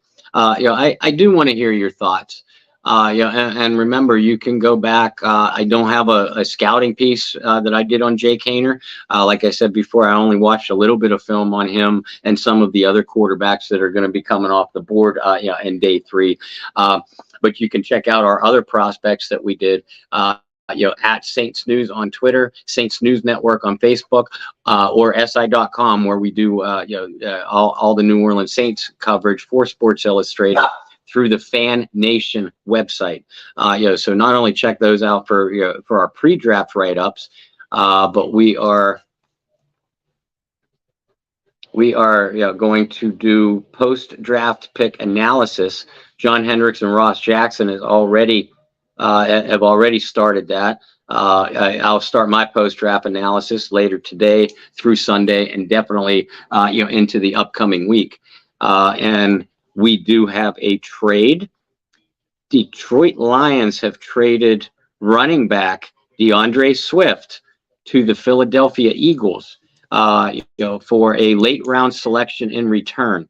Obviously we were hearing some rumors that DeAndre Swift, who was a higher draft choice by the Detroit Lions a few years ago out of Georgia, we were hearing that he might be on the trade block because the Lions drafted Alabama running back Jahmyr Gibbs with one of their 2 first-round picks. So that indeed came to fruition with DeAndre Swift now joining the Philadelphia Eagles.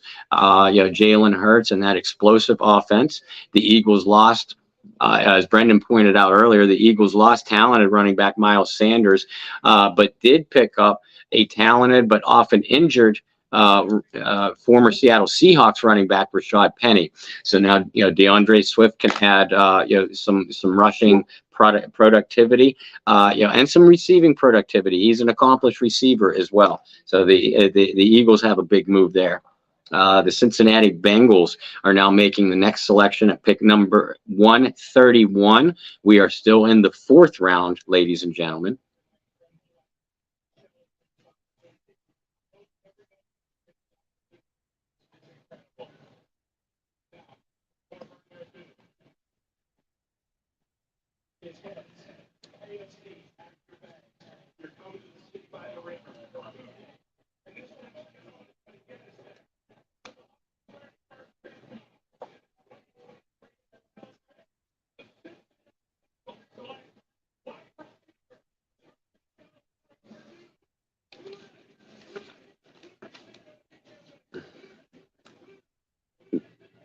The Bengals, with pick number 131 overall in the 4th round, select Purdue wide receiver Charlie Jones. Jones is going to be potentially a great slot fit. For the Bengals, has a lot of speed, little bit undersized, reliable pass catcher though, really quick off the line. He's going to be able to complement Jamar Chase, primarily an outside guy. T. Higgins, primarily an outside guy whose contract will be up at the end of this coming season, I do believe. And Tyler Boyd, primarily an outside guy. So the Bengals get a slot guy with Charlie Jones, the Purdue wideout, goes about 6 feet, 186. They get him with in the 4th round, pick number 131 overall. Brendan, did I see you sneak back? Yeah, I wanted to address this. You may have while I was gone. But DeAndre Swift on the move to the Philadelphia Eagles for a 7th and a 4th. 2023 7th and a 2025 4th. The Eagles reloading. That's a big move for the Eagles. I love this move. I like DeAndre Swift anyway. I like Georgia running backs for the most part. Why do you? Yeah, the one I didn't was ironically Herschel Walker. But yeah, I'm old enough to remember watching Herschel run in college. To this day, the most unstoppable college player I've ever seen. So say, I'm a little younger, so I just remember I remember seeing him run for other things like office. Yeah, we're gonna avoid that one. Yeah, we're gonna avoid that one. But nonetheless, no, you talk about a team that I was just talking about Boston Scott earlier today, being a guy that could see some more snaps. And what are the Eagles going to do because they lost Miles Sanders? They still had Gainwell there. This is just you talk, and we talked about it with the Saints having a 3-headed monster at running back. I mean, that's a perfect comparison with the Eagles. On All three of those guys offer different things. Some similarities, but all offer different things out of the backfield, and that's what's going to be great. Also, I know running back and certainly the free agent class in the market proved to us that teams don't value running backs as highly as they once did. But you're getting Swift for a 7th and a 4th. Mm-hmm. Like, to me, that's fantastic value for a guy. So good for the Eagles. Yeah, and where did DeAndre Swift play college ball? Georgia. Wow. They like Georgia. Who was his was Nick Chubb his running mate, or am I? I believe he was. I believe, or at the very least, there was an overlap there. Because you had, oh man, I got to test my memory. Isaiah Crowell was there for like a year. Then Todd Gurley got there. Mm-hmm. Crowell transferred. And Gurley had a running mate. Who was Gurley's running mate? Oh man, he was a running back. He was at Washington. It's gonna bother me anyway. Mm-hmm. And then you had Chubb and Swift. And then you had like Holyfield. I missed, but they've produced good running backs, is what I'm getting at over the years. Like Chubb's really been the only, like, in Gurley for a couple years, have been the really like star backs, but they've produced good running backs. It's also going to really bother me who Todd Gurley's running mate was at Georgia, because that was another thing that I've always liked about Georgia is they've had running backs by committee. Yes. Opposed to like Alabama, where they've just had a guy. And that's been really good for them.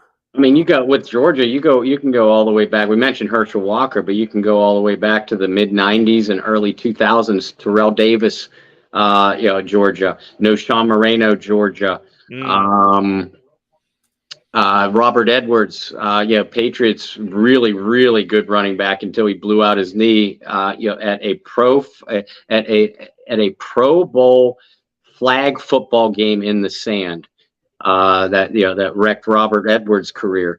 I know Olandis Gary, very good running back for a short period of time with the Denver Broncos, also came from Georgia. Terrell Davis, Georgia, am I right? Yes. Yeah, okay. I don't know if you had said that, but I was just thinking, I was like, good Georgia running backs. Mm-hmm. Yeah, that's actually who I started with. When I named down some other names that people may not remember, like Edwards and Gary, Noshawn Moreno. Noshawn Moreno was such a fun college back. He was. Keith Marshall was who I was thinking of. Man, that's okay. I'm mad I didn't remember that. Keith Marshall was. I wouldn't have remembered that one. But he was like the scat back to Gurley, and he had a couple years in the league. Where did Keith Marshall play? These are the fun things about these streams. They're so long. It's just like stream of consciousness. Like, what happened to Keith Marshall? He was definitely in Washington, so I was right. He was a 7th round pick, and that was it. He played 2 years in Washington. The Chicago Bears just selected University of Cincinnati wideout Tyler Scott. At pick 133. Before that, at pick 132, the Pittsburgh Steelers picked a very Pittsburgh Steeler guy. This draft had been full of Steeler guys. Nick Herbig, the linebacker from Wisconsin. Well, like we were talking about yesterday when it came to the Steelers, it's nice to see from just an NFL standpoint. It's nice to see them get back to what's made them special, right? And you look at this draft and you're like, "Yup, that's Steeler DNA. That's Steeler DNA. That's Steeler DNA." And every one of their picks you can look at, and we talked about scheme fits and fits in general at this portion of the draft. But throughout their draft, you can go, "That's a Steeler guy. That's a Steeler guy. That's a Steeler guy." That's also credit to how successful the Steelers have been at building a culture and building successful football products that you can look at somebody and be like, yeah, he belongs there. And that their system hasn't really faltered or changed that much over the years either, given they've only had like 4 or 5 head coaches of their entire but nonetheless, what Steeler football is and all these picks that they've made today. have certainly been Steeler picks. DJ wants to know what receiver left on the board will fit with the Saints. Bob, you're keeping an Eno Benjamin count over there. I should be keeping a count on your kid for Wake Forest, the receiver A.T. Perry, who right now I think is probably the top rated receiver left on the board. Oh, I gotta believe that he is. But yeah, I want A.T. Perry from Wake Forest. But the other receivers that are still available, I'm a big fan of Xavier Hutchinson, from Iowa State. Bryce Ford Wheaton, I watched a lot of him with West Virginia. He's a big guy, who runs a 4.3 40. He's going to get downfield in a flash. Parker Washington, Penn State Nittany Lions, smaller guy, probably projected for for the slot, but great open field, running ability after short catches, sure hands.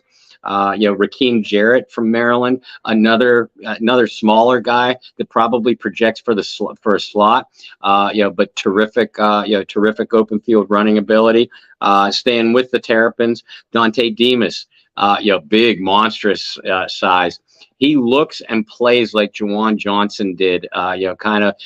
A tweener between an oversized wideout or a really small tight end, is what you're looking at with Dante Demas. Ronnie Bell, possession receiver from Michigan. Dontavian Wicks from Virginia, also still on the board if you're looking for, again, a bigger possession type of guy. But please, A.T. Perry. Jay Ward from LSU comes off the board. He's going to the Minnesota Vikings. Yeah, and LSU. I expect LSU to have a very good team, and be a legitimate contender for at least the SEC title this coming year. The reason why I think that is they don't have a lot of talent in this year's draft, mainly because all their talent is coming back next year. So Brian Kelly's going to have a loaded team. Jay Ward, I don't know if he'll continue the rich tradition of LSU Tiger defensive backs. He's a hard hitter. He has good awareness. It's his athleticism. That concerns me about Ward. Usually you expect LSU defensive backs to just have, speed and quickness off the chart. Ward doesn't really have that. So it'll be interesting to see what his fit is going to be with the Minnesota Vikings.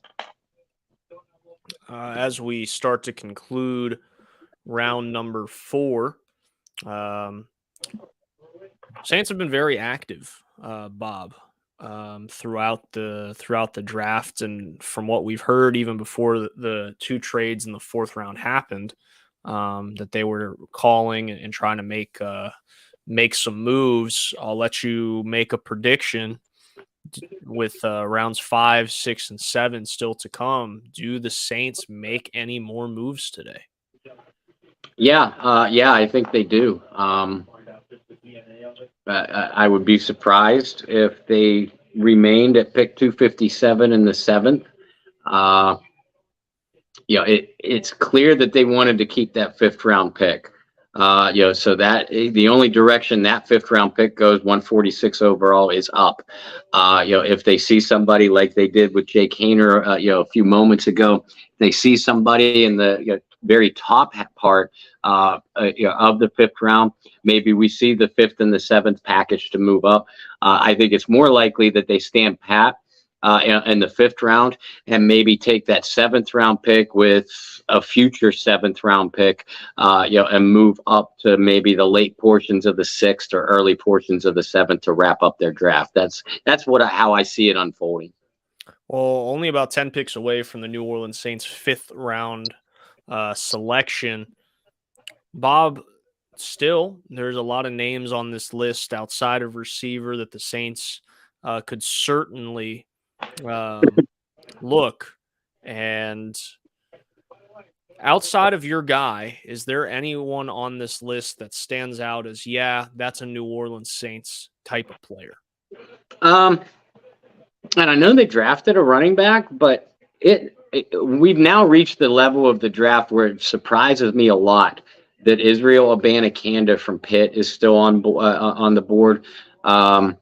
and I know we're talking about the Saints specifically, Chase Brown from Illinois, a guy that I flat out called Chase Brown a hybrid, almost a mutated version of Pierre Thomas and Mark Ingram if you mesh the two together. So Chase Brown is a guy that I really like. If they're going to double up on running backs. Kenny McIntosh from Georgia, another Georgia back. He'll bring the same kind of skill level to the table, what the Saints already have, but will lose for at least a 6-game suspension, with Alvin Kamara. Maybe they take a flyer on a tight end. Zach Kuntz from Old Dominion, Will Mallory from the Miami, Florida, is both still available. This almost feels like a defensive pick coming up, where we're still waiting for them to maybe address the linebacker position.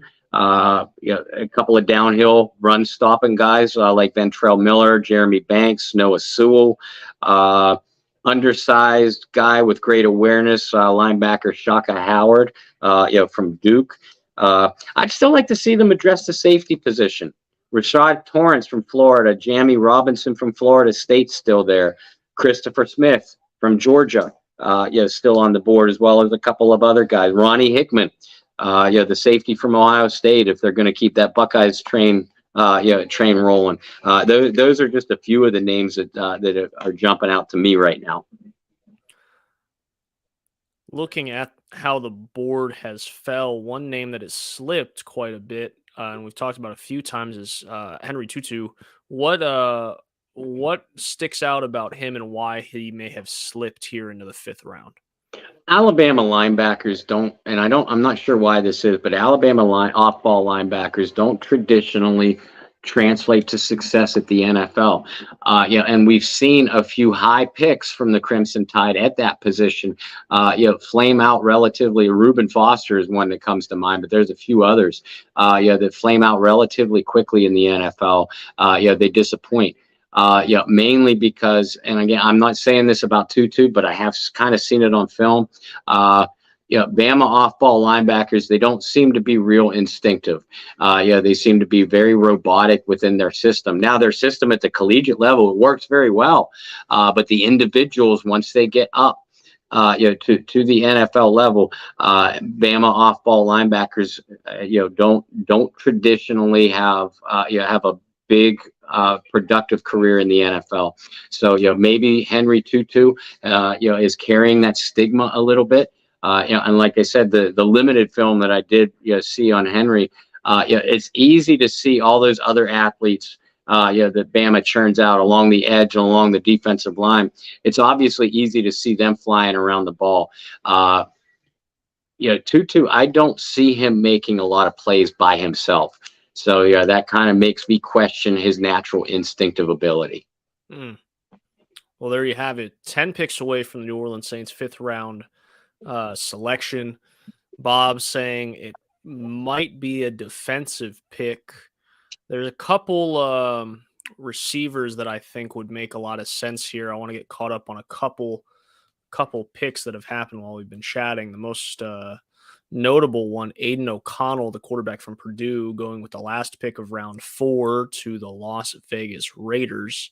And to open up the 5th round, Yasir Abdullah, outside linebacker from Louisville, going to the Jacksonville Jaguars. Any thoughts on either of those picks, Bob?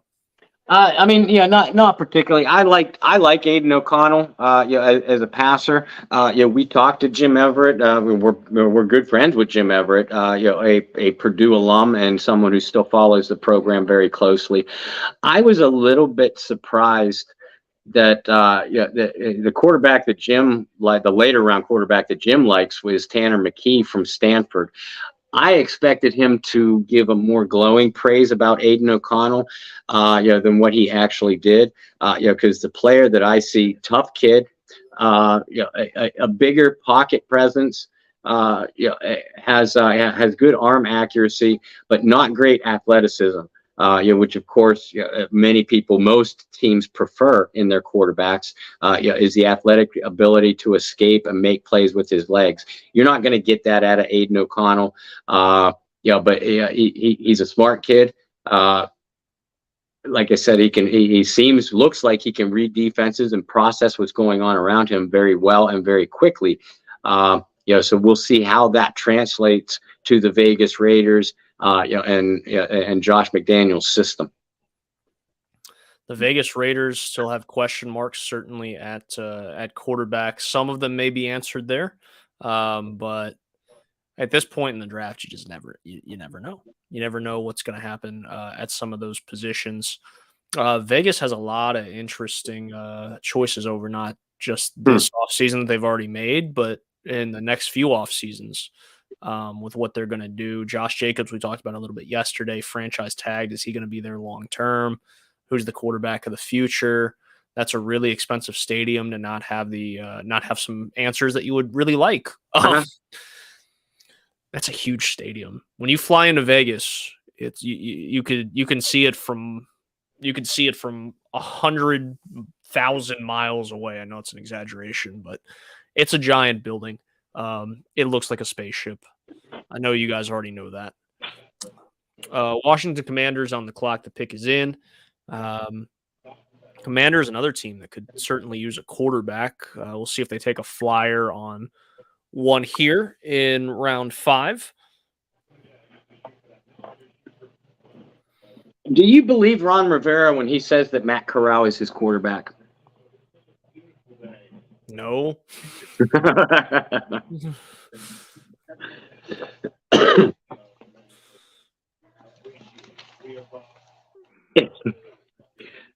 If I recall, you got names mixed up. That's why I said no. Matt Corral's with the Panthers. Is he? The Carolina quarterback. Help. I'm drawing a blank myself. Oh, what was his name? He started a few games a couple years ago. Oh man, what's his name? It's not Taylor Heineke because he never played for the Panthers. I know who you're talking about because he had a couple good games for the Panthers as a starting quarterback. Now you did it. I assume you meant Washington. Yes, I'm sorry. Sam Howell is what I'm talking about from University of North Carolina. Yep. Yes. Yep. Sam Howell. No, I mean, well, here's the thing. Jacoby Brissett's on that roster, right? So, and it's not like Sam Howell was a top draft pick a couple years ago. No, third round, I believe. Was he a third-round pick? I gotta look. Third or fourth. I just remember last year's draft class. Kenny Pickett, was the only first rounder, but everybody talked about Corral being a late first, early second round. Howell possibly even being the first quarterback off of the board, and dropping. Same with Desmond Ridder.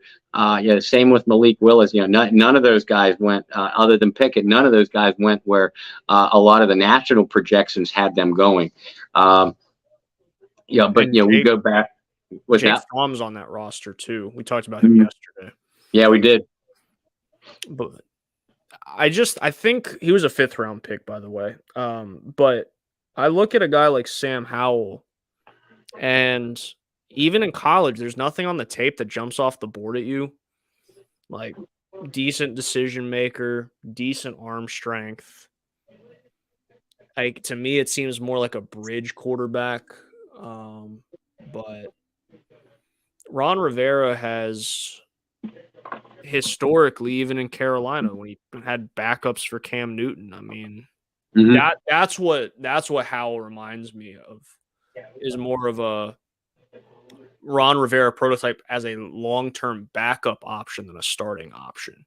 So no, I don't see a situation like that. And they didn't take a quarterback. They took KJ Henry out of Clemson. I don't know. And they're in a weird, there's a lot of teams in a weird position. That's a team that's got talent. Terry McLaurin's a really good receiver. Brian Robinson Jr. is an incredible young running back. I think Jacoby Brissett will ultimately win the job. At least in my mind, he should. He's got starting experience with multiple Mhm. teams. He did a fine job for Cleveland a season ago. But I don't know. I mean, at some point, if you really think there's a chance this guy can be your guy, I mean, you got to take the training wheels off. I Yeah. just think a guy like Howell was not a prospect where he was a year away. You know what I'm saying? So, like, there's a lot of times there's prospects that are like 2 or 3 years away. I think he was more like a 3-year away type of prospect, not 1 year as a backup and then go. And I mean, I'd have to go back and look. I don't know off the top of my head. Did he play at all last year with the injuries at quarterback? Yeah, I believe he got some time at the end of the year, if I'm not mistaken. I know going into the offseason, that Rivera, was saying over and over again, we believe Sam Howell can be our quarterback, which was a very interesting statement considering he was a later round pick and didn't. Yeah, it's not like he stepped in like Brock Purdy stepped in, as a 7th rounder and just caught the world on fire. Whatever playing time that he did get, he was adequate, I guess, would be a good word to put it, but certainly nothing that makes you say, oh, you know what, Washington found their quarterback. Yeah, he started the final game of the season after Washington was eliminated from playoff contention. He threw for 169 yards, had a passing and a rushing touchdown in a win against Dallas. But he only threw 19 passes. So you got to kind of take it with a grain of salt. Like I said, he had a decent career. Decent career at North Carolina, 92 touchdowns to 23 interceptions, over 10,000 yards passing. I just didn't think, like I said, I didn't think he was a guy who was like a year away. He's 22. I mean, you could roll with it and see what happens. So we'll see. I also didn't realize that he is part Korean. So No, I didn't either. I didn't realize that. That's kind of cool. He's a quarter Korean. Learn something new every day. Clayton Tune, the quarterback from Houston, just went to the Arizona Cardinals at pick 139. Well, I don't know what their quarterback depth chart looks like outside of Kyler Murray and Colt McCoy. So, not mad about it. I'd have to look, too, with them. I think that's a team that could absolutely use a quarterback as like a potential long-term backup because, well, Murray's out, like I said, but 2, as much as I respect and like Colt McCoy for the career that he's put together, that guy has to be in his late 30s at this point. It feels like it for sure. Feels like he's been around as long as Brady and Breeze have been around. He's 36 years old. He was a 3rd round pick in 2010. But he's had a pretty good NFL career, I believe. Yeah. For being a 3rd round pick to be around for as long as he has, I mean, hasn't done anything super spectacular, right? His best year came his 2nd year in the league, but he's been like a lifelong backup, and he's been a serviceable lifelong backup. Didn't he start games for a play? Was it Washington one year? Yeah. That he ended up having to start a playoff game because of injury? I believe it was Washington, yeah. So just a serviceable guy, but he's 36. And outside of Colt McCoy, they have like Jeff Driscoll, who has bounced around amongst a ton of teams over the years as a backup quarterback as well. So that one makes both McCoy and Driscoll are on that vaunted Cleveland Browns quarterback list. Yes, they were both on that list. Driscoll, I think, was like a game or 2, but they are both there. They are both there. That is a list that Dorian Thompson Robinson goes to the Cleveland Browns at pick 140. Talking about the Cleveland Browns. Well, they lose Jacoby Brissett, right, to Washington. Deshaun is clearly the starter. Mhm. But to have a guy who has similar athletic abilities to Deshaun Watson um, is an interesting move. You said there'd be a Well, run on quarterbacks, and here it is. yeah, yeah, and yeah, I'd said I'd be surprised if any of these quarterbacks that were still on the board coming into day three, if any of them went undrafted. And sure enough, we see Jake Haener go in the fourth to the Saints. Stetson Bennett go right after him in the fourth to the Rams. Aiden O'Connell picked a few minutes ago by the Raiders late in the fourth, and then Clayton Tune and DTR going pretty early in the fifth round. So quarterbacks. We still have Malik Cunningham from Louisville is still out there. Tanner McKee from Stanford, Max Duggan from TCU, and Jaron Hall from BYU are the notable quarterback names still on the board. Derek wants to know, and we've talked about this a little bit, so we'll catch him up if he's just joining us. What does he think about taking linebacker out of Alabama, Henry Tutu? Bob had a really good analysis of not just Tutu, but Alabama linebackers over the years, not succeeding at the NFL level, burning out rather quickly, I think is the exact term that you used. I think there's some question into his ability to make plays individually, and I am just giving you a footnotes version of Bob's analysis.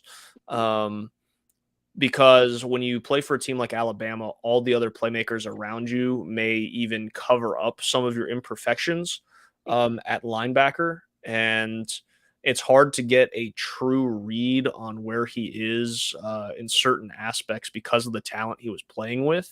But at this point in the drafts, I will be a broken record.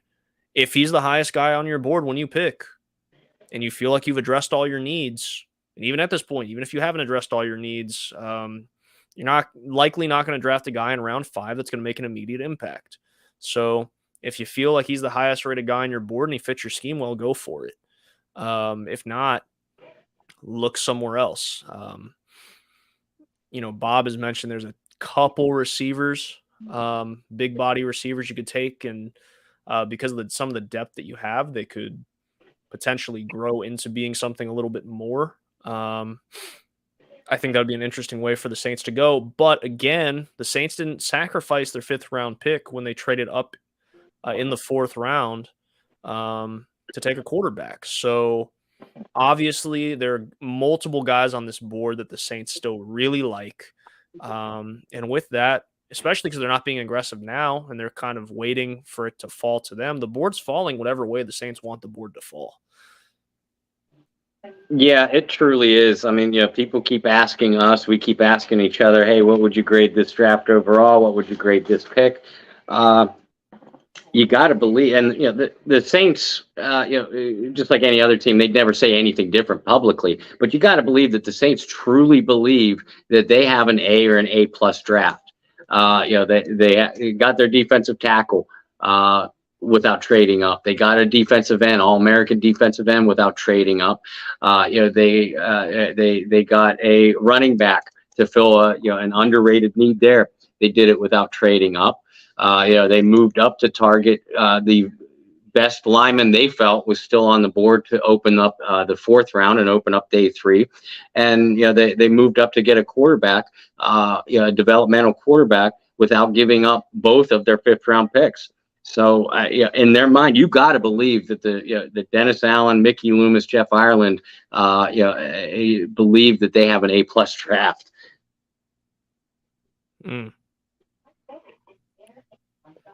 Let's look at this. Having this come across my computer, my phone, is Jake Haener wore number 9 at Fresno State because growing up he was a huge fan of Drew Brees and the New Orleans Saints.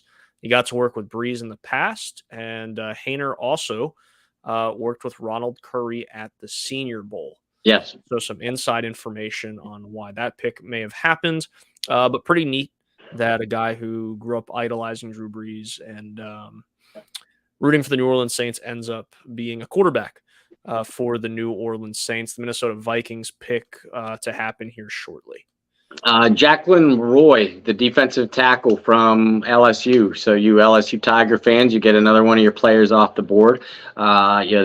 This guy is a big-bodied run stuffer. He is not going to do much, in the way of pass rush, other than just, maybe he'll be able to push a pass pocket backwards, just with pure strength. He's there to stop the run. He's one of the better run stoppers, pure run stoppers. In this draft at the position, I think, could play. It gives you a little bit of versatility. Could play, tackle in a 4-man front. Has the weight and power and leverage, to play nose tackle if they go 3-man front. LA fans probably happy to see some guys come off the board, but the old mantra stays true. We talked about how Eagles love Georgia Bulldogs, Saints love Buckeyes. Saints don't seem to love LSU Tigers in the draft. They just don't. No. Cleveland on the clock. Their pick is in. We're inching closer to the New Orleans Saints pick, just a few picks away. Bob, the board's falling in a way that highlights some guys that you have highlighted over the last 30 minutes. Running back at a Pitt. You have your guy at a Wake Forest. There's a couple different options the Saints could go. Even a guy like Xavier Hutchinson out of Iowa State still on the board. Is there a particular direction, particular player outside of A.T. Perry that you would like the Saints to target here? Illinois running back Chase Brown was one of my favorite players to watch in this draft. I don't see a lot of logic picking him in the 5th round when you already have Kendre Miller. But again, if they value, if they see this as a high value pick, Chase Brown, Abanikanda, any of that, any other running back, then it wouldn't surprise me to go there. But if they're not going to go receiver, specifically Perry or Hutchinson, I really like Raheem Jarrett too. Jamie Robinson, the safety from Florida State, brings a lot of versatility to a defense. He played multiple positions for the Seminoles. A little bit undersized for an in-the-box safety, but he's physical and aggressive enough, to be able to pull it off. But he's also he doesn't have real great change of direction, in man coverage when asked to cover the slot, but he has the speed to match up with a lot of receivers. Good ball skills and excellent aggression, and off-ball coverage. Same with Rashad Torrance. Torrance, not a guy you want in the box, but has good range and awareness, as a back-end safety, with the athleticism to move into the slot and cover bigger tight ends, things like that. So while I'd like to see them, get receiver, A.T. Perry, Hutchinson, Bryce Ford Wheaton, his safety could make a lot of sense for me here too. Cameron Mitchell out of Northwestern, the defensive back taken by the Cleveland Browns. I'm with you. There's a need there. Somebody asked about Smoke Monday yesterday too, and I think his recovery coming back since he was turning heads, that'll be an interesting point too, whether the Saints go safety or not. Where do they feel with Smoke Monday? Who's going to be a guy who's going to make the team based off special teams, but do they see room for development to potentially make an impact on the football field past that? I said the Saints took the quarterback, then we saw a run on quarterbacks. Jake Haener was one of 5 quarterbacks taken over a 14-pick span between rounds 4 and 5. So the Saints have definitely started that run of quarterbacks that we saw. And like you said, Bob, there are not a lot of quarterbacks left that you would anticipate going undrafted. I think two of the bigger names, Tanner McKee out of Stanford and Max Duggan out of TCU, the two that stand out to me as guys that probably won't make it to the end of the draft. Israel Abanikanda just goes to the Jets. That's a great pick for them. Was a guy that you had ranked pretty high, spoke very highly of throughout the draft process. The Jets can't have enough running backs, huh? They had a couple good ones. Now, well, I mean, you figure they were really high on Brees Hall, who was having a terrific year before he went down with an injury. If Brees is a little bit slow to recover, Abanikanda brings that same kind of skill set. He's a home run hitter, excellent receiver out of the backfield. Can get not only get off tackle and get to the second level of the defense in a flash, but has good vision to see holes and cutback opportunities between the tackles too. Abanikanda, could be a dark horse steal. It would be. I'd put him on my list as potential dark horse steals of this draft, given where he came off of the board at. Mm. What are the odds the Saints take a tight end as we're 2 picks away? Again, you have to think about value here. Obviously they didn't consider the tight end position as as a high priority need because they passed on several late yesterday. But yeah, if a Will Mallory or a Zach Kuntz, maybe a Billingsley receiver from bulked up receiver from Texas, Josh Weil from Cincinnati, I could see any of those guys being a fit in the New Orleans system. Again, with a 5th rounder, you're not asking them to start or maybe even be a major contributor right away. So they'll have to make the team via special teams value. But I see upside in all 4 of those tight ends. Mm. New England Patriots on the clock. The pick is in. Then we have the Carolina Panthers and then the New Orleans Saints. Yeah, much needed break. Yeah, I guess. I mean, you said it, not me. You admitting defeats to tiredness and sleepiness. Absolutely not. Because those of you that have followed Brendan and I for the last couple of years, our work, our post-draft work doesn't stop when we go off the air. We do pieces, profiles on undrafted signings, and there'll be a flurry of them as soon as the 7th round ends. We'll go back. Any of the players the Saints drafted that I've already done profiles on. Frankly, I'll just copy, paste, and tweak for my post-draft analysis, but the ones that I haven't done profiles on, I'll have to pull from my many notes to put together a whole new profile piece on. So I'm not admitting defeat whatsoever, but I can let my appearance go further to hell if I'm not doing things on the air. Carolina Panthers now on the clock. Patriots go offensive line yet again in this draft.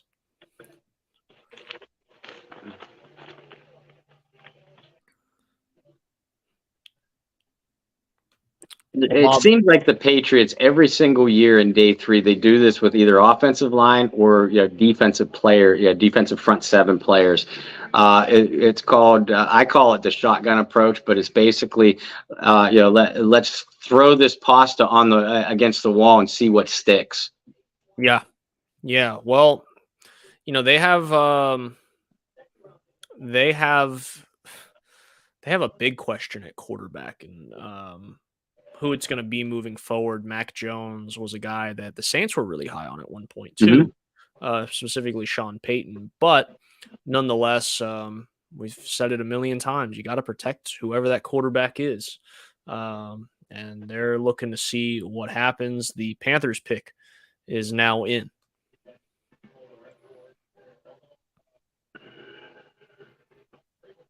Bryce Young, Jonathan Mingo, 1st and 2nd round. That's where the Panthers have gone so far.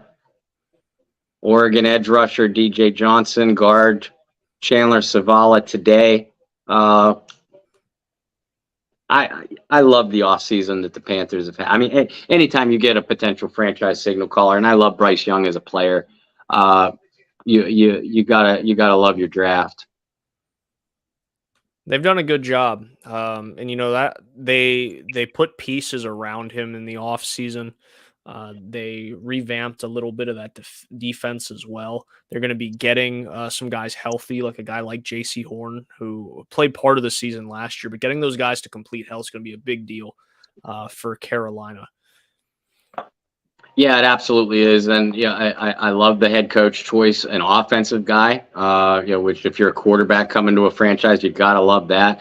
You're going to see a much more imaginative offense out of the Carolina Panthers than we've seen really in well over a decade or so. Mm. Mm.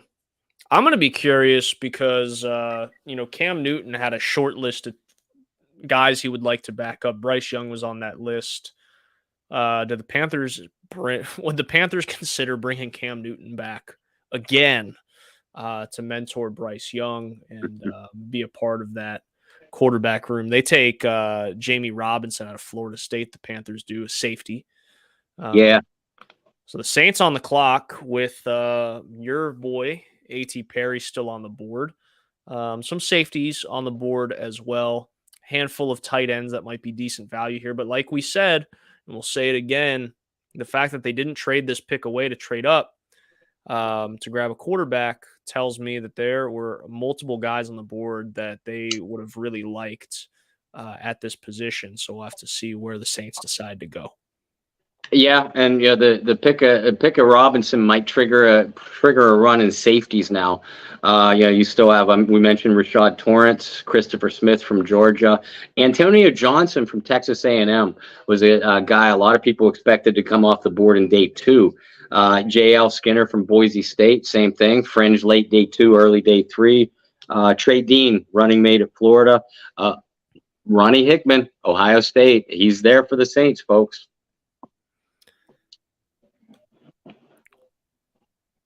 Where do you keep asking me? Where do you see them going? Is there a particular player that you're holding a man crush for? Like I am Perry. Not at this point in the draft. I think receiver does make a lot of sense. I don't see them doubling up on any position that they've already taken at this point. There's not an interior linebacker that I really like at this point. But like I said, this is more about who fits their schemes, who fits their system well.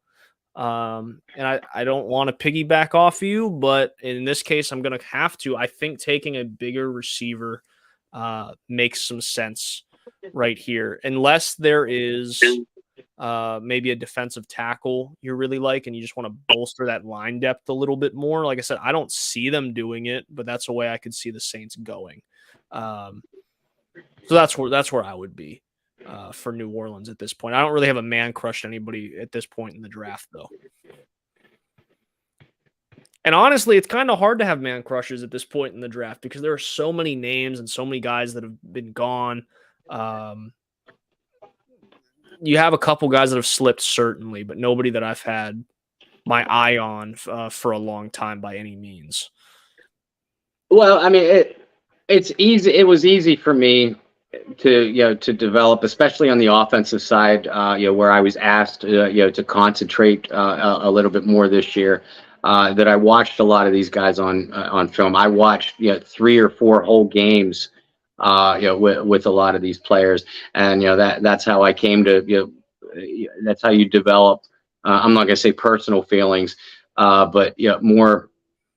You become more tilted emotionally to this player or that player, or maybe grow a dislike for what you've seen on film, for this player and that player. And like I said, A.T. Perry, he was one of my favorite receivers of the entire draft coming in.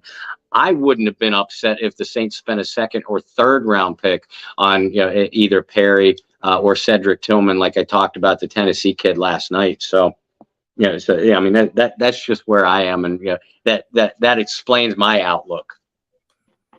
Well, the pick is in, and we will impatiently wait to see where the Saints go. See if we can make Bob happy. Doesn't happen a whole lot. No, it does not. We'd like to see it. I have yet to get a little nod from any of our fellow Saints reporters, so I am waiting. Jordan Howden, safety from Minnesota. There you go. He's a guy that the Saints. Yeah, he's a guy that the Saints had in for a pre-draft visit. a versatile guy on the back end of a Big Ten program, which even though we haven't seen it yet in this draft, the Saints tend to lean towards Big Ten program. Everybody knows about the Ohio State affinity, but they have, not counting this selection of Jordan Howard, they have selected 30 Big Ten players in the draft since Mickey Loomis took over in 2002. So Big Ten players. They do. Well, Jordan Howden, just about 6 feet, 203. Certainly more coverage skills than run support skills. During his time at Minnesota, Bob, do you see this being a guy who is going to play a true safety position for New Orleans, or is this a guy that's going to be a little bit of a nickel safety hybrid that the Saints have really integrated into their defense over the last 7 or 8 years? I see it being the latter with Jordan, because that fits his skill set best. A nickel cover guy, the type of guy that they move around. Is sort of a the Joker position. If you're familiar with that term, I know you are, but if you're familiar with that term, folks, a lot in the way. Maybe similar to the way that they used Chauncey Gardner-Johnson, who, remember, ladies and gentlemen, was a 4th round pick. So now, Jordan Howden, coming in the 5th round. They missed a little bit of that skill set the Saints defense did last year. With Chauncey Gardner-Johnson gone. I've talked many times, this offseason about how disappointed I was in the safety play for this team last year. Yet they brought Tyrann Mathieu back. They brought Marcus May back. Marcus May will also be facing a probable suspension from a DUI arrest a few years back. So there's that factor too. They brought in Lonnie Johnson, but Lonnie isn't a guy who's going to play a lot of deep safety for you. He's a slot cover guy. They brought in Jonathan Abram, just the opposite. Jonathan Abram's not a guy you want in coverage. He's going to be a down in the box guy. So with Howden, you get a guy, a hybrid, like you talked about, a guy that they can, sort of use in both roles. They have yet to re-sign PJ Williams.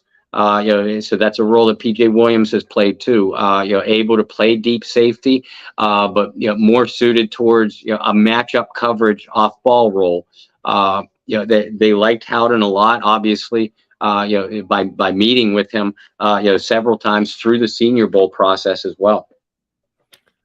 And he's a guy that also, to your point, has about 4.5 40 speed, has pretty decent size, both height and bulkiness at about 205 to play nickel pretty well for the Saints. So that's how the Saints have wrapped up what's been a busy day 3 so far for New Orleans. 3 picks so far.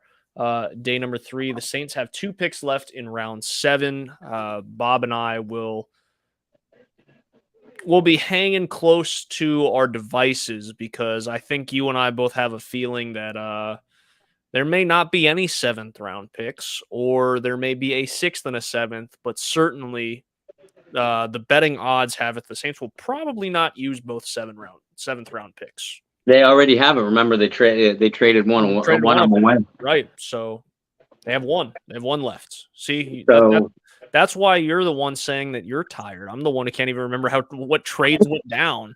That's how busy the Saints have been today. They made 2 trades in the 4th and stayed put in the 5th. So the Saints have 1 pick left. It is the latter part of the 7th round. I still wouldn't be surprised if they got out of that though either. It wouldn't surprise me. And what we'll do, folks, if the Saints make any moves, moves to trade up, Brandon and I will jump back in. If they don't, but they stay put at 257, we'll rejoin you. Probably about 10 picks or so. And I think at that point, it would be a really good time just to kind of evaluate the draft as a whole. For the New Orleans Saints and give some feedback. Obviously, Bob's going to be writing articles all week about all of that. Bayou Blitz podcast for next week, a little up in the air. My brother's graduating from college on Thursday. So I got family coming up Wednesday. So we might have to make a little schedule adjustment. But you guys have also seen us a hell of a lot the last 3 days. So you might be tired of looking at our faces. But we'll figure all that out. We want to definitely give you guys maybe a 10-15 minute little snippet of what our final thoughts were on the Saints draft. They're not done yet. But we'll see if that pick happens at 250, what, 256, It's 257, so we'll check back in with you folks around somewhere between 245 and 50, barring a trade up. If they don't, that's when we'll check back in with you. If they trade out of it altogether, how about we still jump in around that time to just recap, and wrap up our draft show. Absolutely. Well, thank you guys for tuning in. You guys, 4 hours yesterday, or Thursday, 4 hours yesterday, 4 hours Thursday. You're now 2.5 in today. If you've been hanging out with us the whole time, that's over 10 hours of hearing us talk, Bob. I don't know how these people have done it. But nonetheless, that's a lot of Bob and Brendan. That is, well, shoot, if we were a sitcom, that's like 20 episodes right there. Right. That's 2 seasons worth of sitcom. But nonetheless, Bob and I will come back for the NFL draft finale for the New Orleans Saints, wherever that pick may lie. Until then, you guys get some rest too. Go grab some lunch, maybe get a cup of coffee, and we will see you back here in a little bit. Thanks so much for hanging out with us, the Bayou Blitz Podcast 2023 NFL Draft Show. We'll see you after a while.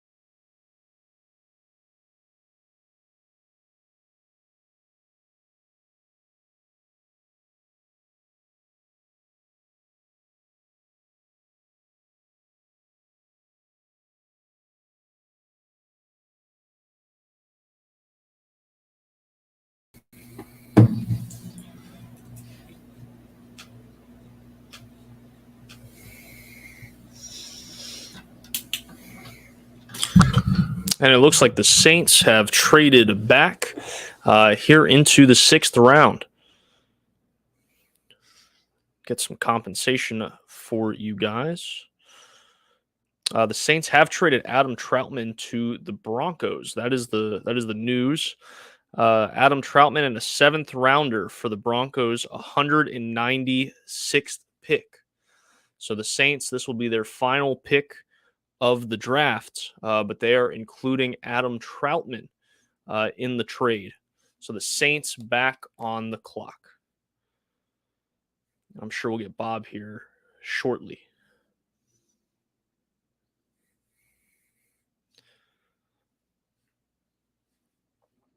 So how do you guys feel about the draft so far? What do you think with the Saints trading away Adam Troutman?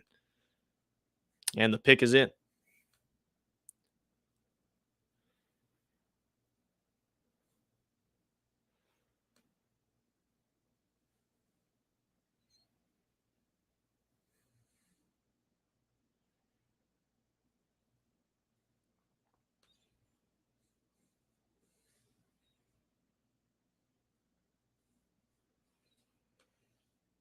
Thank you guys so much for tuning in all 3 days of the NFL draft. Saints again trading Adam Troutman and a 7th rounder for the 196th pick. So Adam Troutman rejoining with Sean Payton.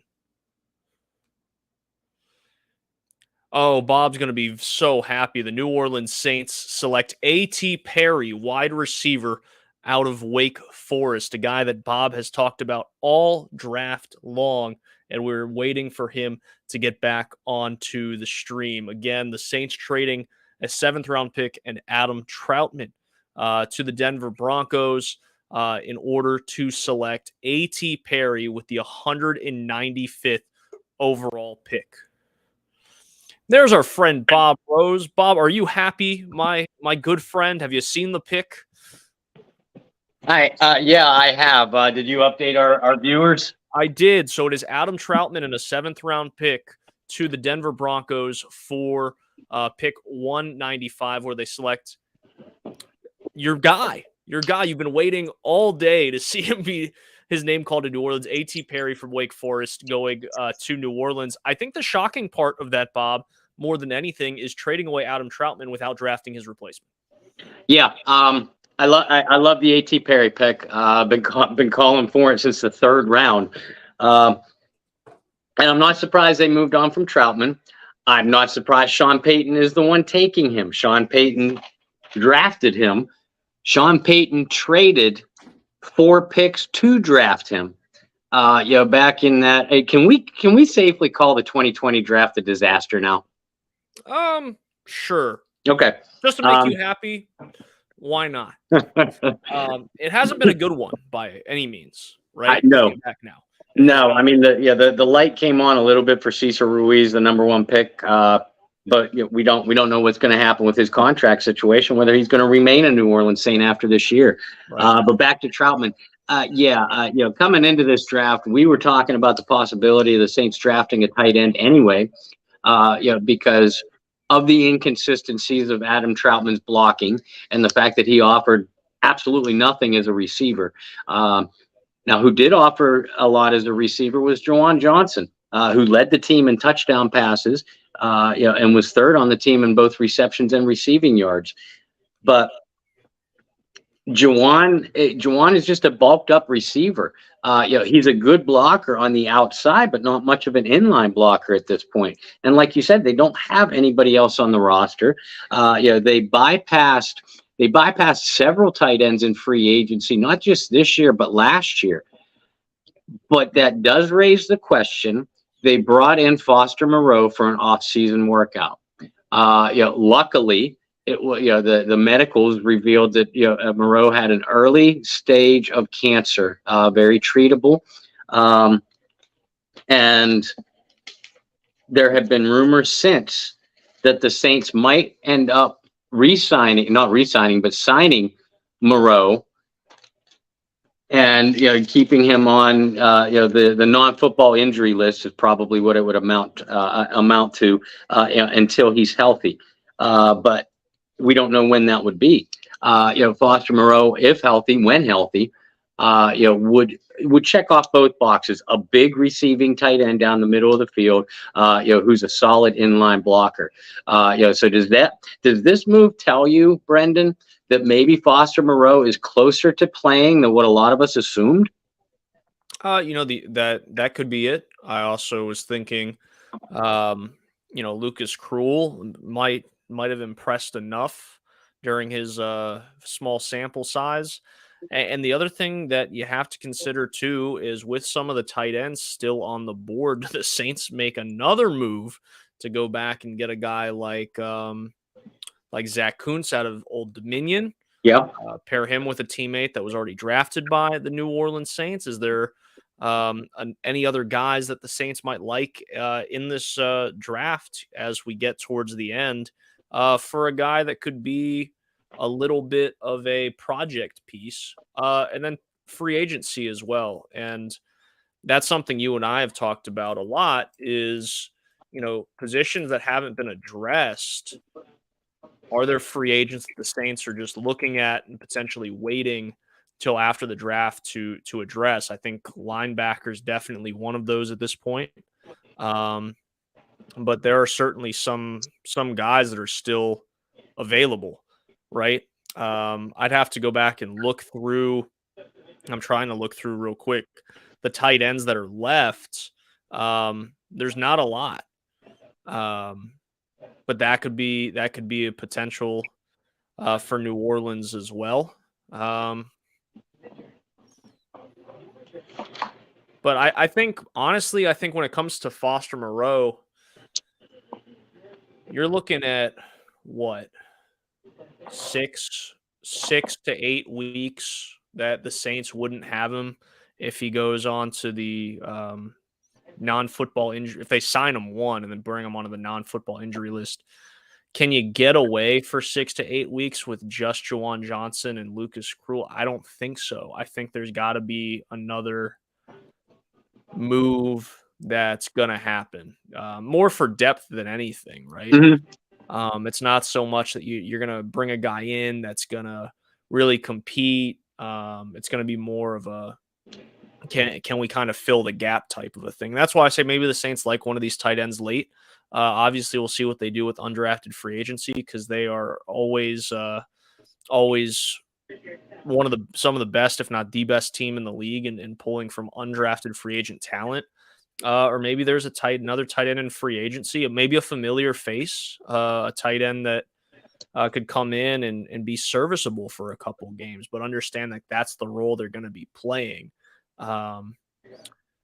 Who was it that the Saints brought in a few years ago from Denver at tight end, and he's no longer on the roster? You talking Nick Vanette? Yeah, Nick Vanette. Maybe you bring in Nick Vanette back, but it's kind of the writing's on the wall is, hey, you're only going to be here until Foster gets healthy. Here's a 8-game audition tape for other teams. Like things like that happen all the time. Maybe that's what the Saints do. Certainly, maybe another trade in the works. Maybe they're talking to a different team, about a veteran, backup tight end. Is somebody who can block, because that's really what the position is right now. What they're missing at the position, rather. And I did write a little bit about this morning. With Juwan Johnson, your main receiving threat at the position. A lot of times in recent years, even before Sean Payton left the franchise, in obvious running situations, short yardage, goal line, etc., they would bring in an extra offensive lineman rather than a tackle, rather than an inline tight end. So, and Throckmorton has played that role. James Hurst has played that role. Trevor Penning played that role. So maybe they're looking at doing more, of something like that. Maybe they feel that Taysom Hill can legitimately be an inline tight end. I don't see it. But yeah, possibly. Maybe they feel that Jawan Johnson's inline blocking has improved. Obviously they feel, at least, and unless there's already a deal done in principle for a veteran tight end elsewhere throughout the league, to trade Adam Troutman but not draft his replacement, that tells you, at least on the surface, that the Saints are comfortable with who they have at the tight end position right now. Well, let's look at free agency. I said familiar faces, right? Cameron Brate, I know, more of a pass catcher. Forgot about him. Still a free agent. Dan Arnold, still a free agent. And then you have a couple guys that, have been proven veterans in the league. Jeff Swaim, you might remember him from Dallas and last with Tennessee. Mercedes Lewis is still somehow around at 38 years old. Ryan Griffin, the tight end, not the quarterback. Kyle Rudolph, another pass catcher. Even guys like Max Williams, who was a former first-round pick back in the day. Obviously, Foster Moreau's still on the list because he hasn't signed with anybody. But maybe you look somewhere there. But I have a feeling the Saints are just not done wheeling and dealing and getting somebody. I would have no idea who they would be looking at, but someone to come in and play tight end. But I'm with you, Bob. I think the part that puzzles me the most is, how are you trading him without having his replacement? That's the puzzling part. Yeah, and I mean, to the average onlooker, such as ourselves, and probably many fans who are asking the same question, that is the only concern coming out of this. Otherwise, was Adam Troutman a highly productive part of the roster? No. Does A.T. Perry have the potential to step in and be a highly productive member of the receiving corps? Again, as I've said for 2 days now, I love what I've seen, but we're also talking about a 7th-round pick. Not too many 7th-round picks have turned out to be Marcus Colston. So you can't guarantee that either. There's a lot of what ifs at play with this situation. But clearly, at the very least, the Saints felt like that they didn't need Adam Troutman on the roster to be successful in the 2023 season. Right. Well, and there was a lot of rumblings about the availability of Adam Troutman following Jawan Johnson's season. And of course, I've been making the case for a couple weeks now that he had a spot on the roster if he was willing to be more of like a Josh Hill player. It looks like Sean Payton still views him as a guy who, especially with Russell Wilson and being a guy that you could come and run some pistol sets and get creative since he is a more mobile quarterback. Troutman could certainly turn into being the number one pass catching tight end option out in Denver.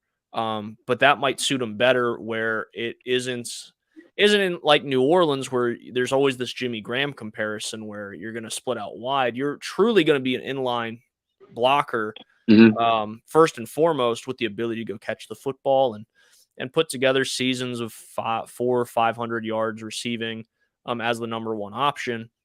I think that suits Adam Troutman better than what the projection was when he got drafted to New Orleans 3 years ago. So it might be a win-win for both sides. However, right now you're just waiting to see for New Orleans who's the replacement for Troutman, since he's no longer with the team. Going back to questions that were asked a while ago, I guess this was asked right as we're getting off the air around 2:20. Did they pick up Cesar Ruiz's 5th year? They have yet to do so. But they have until either May 1st or May 2nd, early this week, either May 1st or May 2nd to do so. Otherwise, Ruiz will hit unrestricted free agency at the end of the 2023 season. I think at this point, Bob, it is safe to say, or safe to at least start giving our overall draft grades.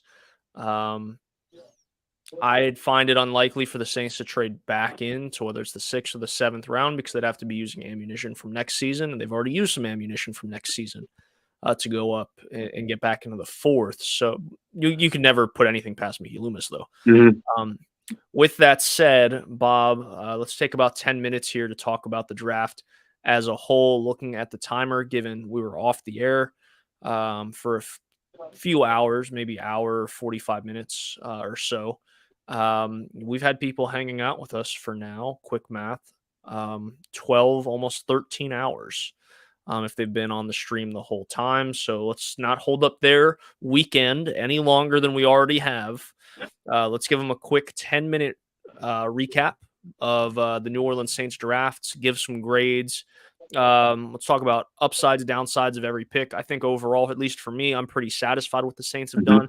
I'll go ahead and give you the floor to talk about your thoughts on this year's draft. First of all, I'd like to congratulate myself once again. Is this an ego boosting draft for Bob? This might not bode well down the stretch. Yeah, it kind of is. I put out two mock drafts published two mock drafts every single year. In my first mock, I had Isaiah Foskey going to the Saints with the first round pick at 29 overall. And of course the Saints ended up drafting Foskey in the second round, at 40. Then in my second mock draft, just published this past Tuesday, I had the Saints selecting A.T. Perry in the third round, Kendra Smith in the fifth round, and Nick Soldivari in the fifth round also. And if you're just catching up with us now, the Saints drafted A.T. Perry with their was it the first selection in the seventh round? No, it is one of the last of the sixth round. Okay. But nevertheless, with pick 195 overall, they drafted A.T. Perry, the wide receiver from Wake Forest, with the first pick in today's rounds. First pick overall in the fourth round, 103 overall in the draft. They drafted Soldivari from Old Dominion, the guard, and with pick number 71 overall, and then in the third round they drafted running back TCU running back. Kendra Miller yesterday. All jokes aside, all tongue-in-cheek jokes aside about patting myself on the back, I picked all those players in my mock draft because I not only liked the film that I saw a lot, but I thought that they filled specific needs for New Orleans. And I come out of this draft feeling no different. Perry dropped a lot further than really everyone thought that he would drop. For those that most of those had him, midway to late day two, at worst early day three. So he dropped significantly. But the offensive lineman and the running back, they both went roughly about where I figured they'd go, where a lot of people figured they'd go. And then, of course, to kick off the draft, New Orleans filled their outside of quarterback. Their biggest need coming into this offseason was a defensive tackle who can not only disrupt as a pass rusher, but plays very well against the run. And Brian Barise. So I think him and Foskey with the first and second round picks, that provides a big upgrade to the defensive line, that struggled in general, and very badly, at times last season. So they get younger and they get better. Then you draft Miller, which is not only insurance for when Alvin Kamara is suspended, but as you referred to, you're talking about a 20-year-old running back, one that was highly productive last season, a high character guy for one of the nation's better programs. Miller's going to bring a lot to the table for the Saints. With the Old Dominion lineman, you're getting a player, and we project him to be an interior lineman, at a spot where Andrus Peat misses 6 to 8 or more games per year and will be a free agent, and it's looking like Cesar Ruiz is going to be a free agent. Is Soldivari the long-term answer to that issue?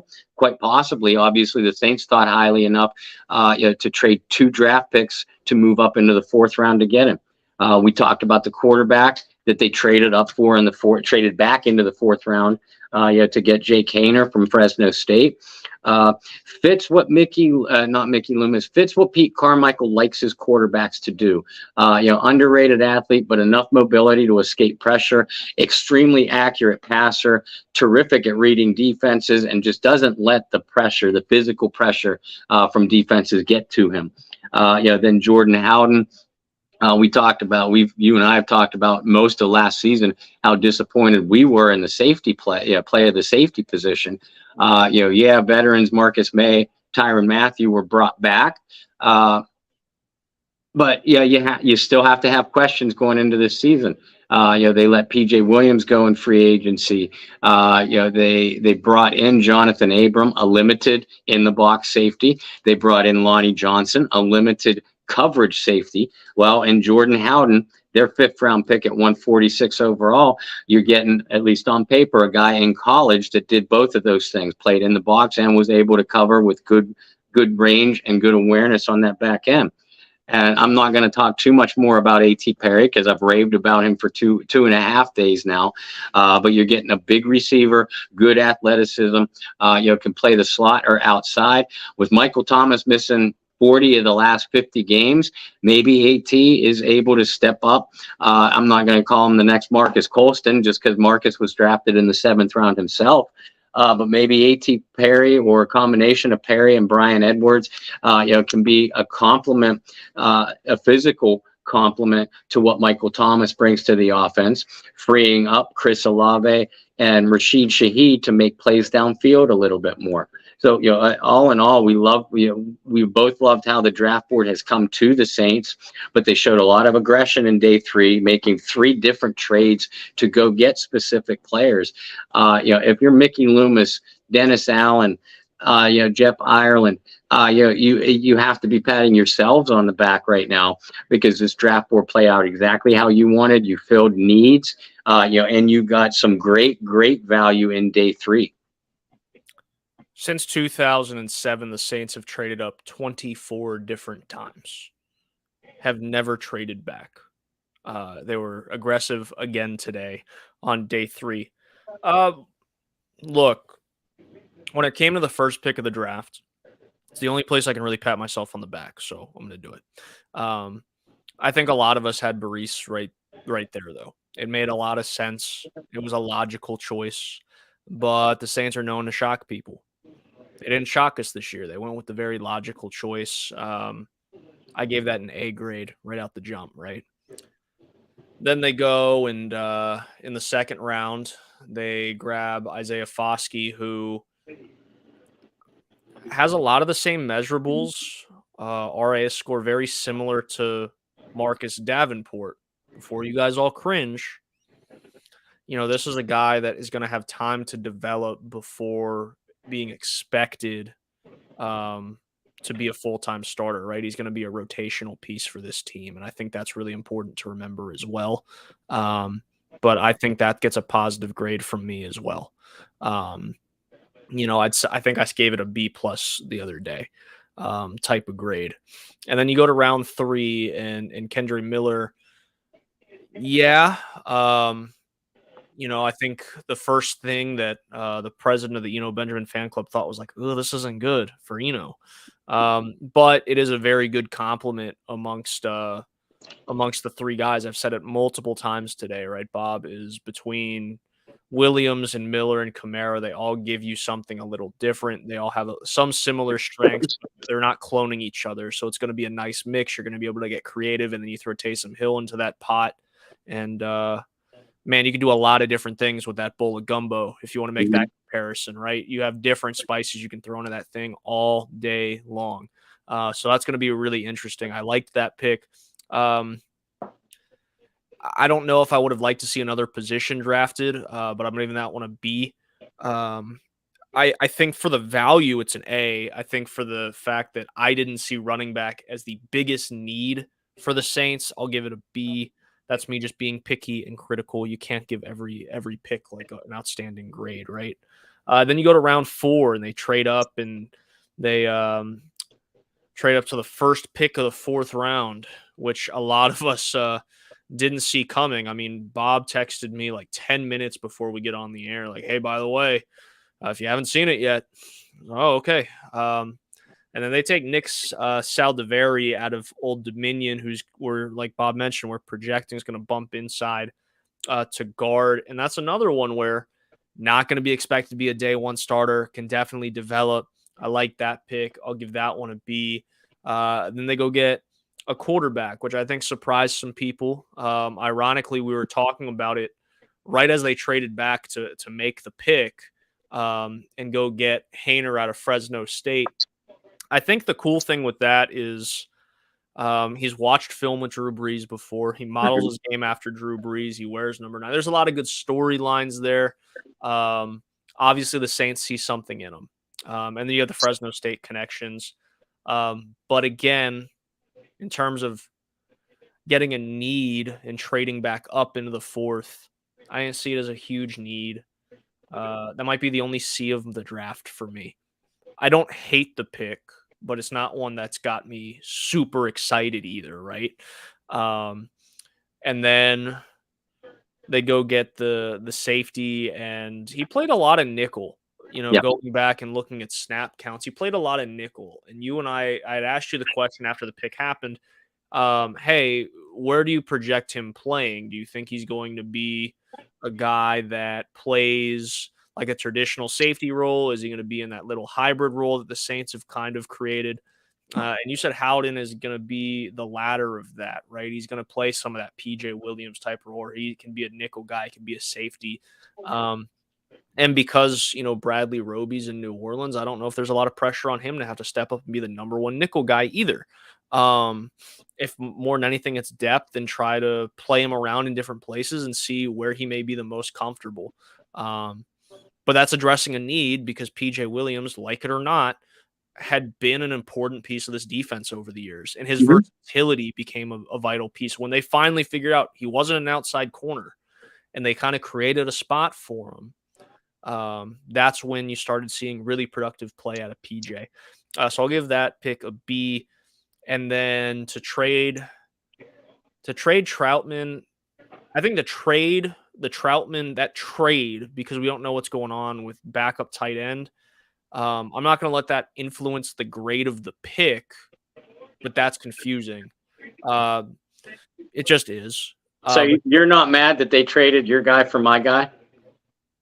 I never said Adam Troutman was my guy. I was trying to justify the fact that he still had a spot on the roster. I think people were under fire. That guy. Like, well, from the jump, I said it's not fair to try to make him a Y. Tight end. That was not what he was going to be. I think the expectation level, expectations are a crazy thing. So, and then they go get A.T. Perry, North Carolina, kid at Wake, big-bodied guy.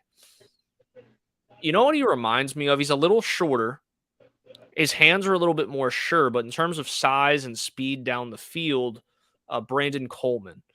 In terms of just size and speed, Brandon Coleman was like 6'6". Perry comes in at like 6'5". They ran 40 times. I think Perry's got better hands, but just for the sake of comparisons of former Saints, because people love that. At least from a size standpoint, not so much a film standpoint, but a size standpoint and a speed standpoint, there are some similarities there. They needed it, right? Brian Edwards stands at like 6'2", 6'3", and he's after Mike Thomas, you have size and Brian Edwards, and that's it. There's not a whole lot of size anywhere else. So I think they got a need there. It's going to be another developmental piece, right? That's what you're getting at when you're in rounds 4, 5, 6, and 7. But Bob and I talked about this all the way back on day 1, so probably like 10 hours ago of stream time, at least. We talked about how vital it is for championship caliber teams or teams that are going to be competing to win their division to have depth at receiver, how important 4 and 5 can be for a team. So I like that pick. Trying not to put the trade into the grade. I'll give it a B minus. Maybe I'll make it just a straight B because he fell so far. Right? Mm-hmm. It's actually a pretty good value pick. So I think overall, I'm going to give the Saints a B plus in this draft. I think they did a really good job, and they were aggressive when they needed to be aggressive. They weren't overly aggressive, and for the first time in a long time, I'm not going what after a pick. Yeah, I can't think of a pick that made me do that this year. I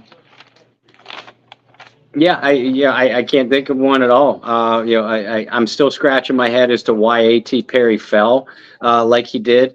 As far as quarterback, if I'm making the pick, I think I would look harder at a Stetson Bennett or a Max Duggan, who, by the way, I believe still on the board. Max is. But I understand the Jake Haener pick, and I like what I saw from him as a player. From an analyst, a fanalist, because that's kind of what we are. From a fanalist standpoint, this is the first Saints draft, and I can't remember how long that didn't make me go what or who at any point in time. Yeah, that's a great point. And shoot, think of all the years that we've done this together. Every year there's been a what, huh, type of pick, and like I said, for the first time, most of these picks make sense. You can make the stretch at quarterback, but we were very literally talking about quarterbacks for the Saints when that trade happened. So shocking, no. Head scratching, no. Thought they could be trading up for a different position, perhaps. Yeah.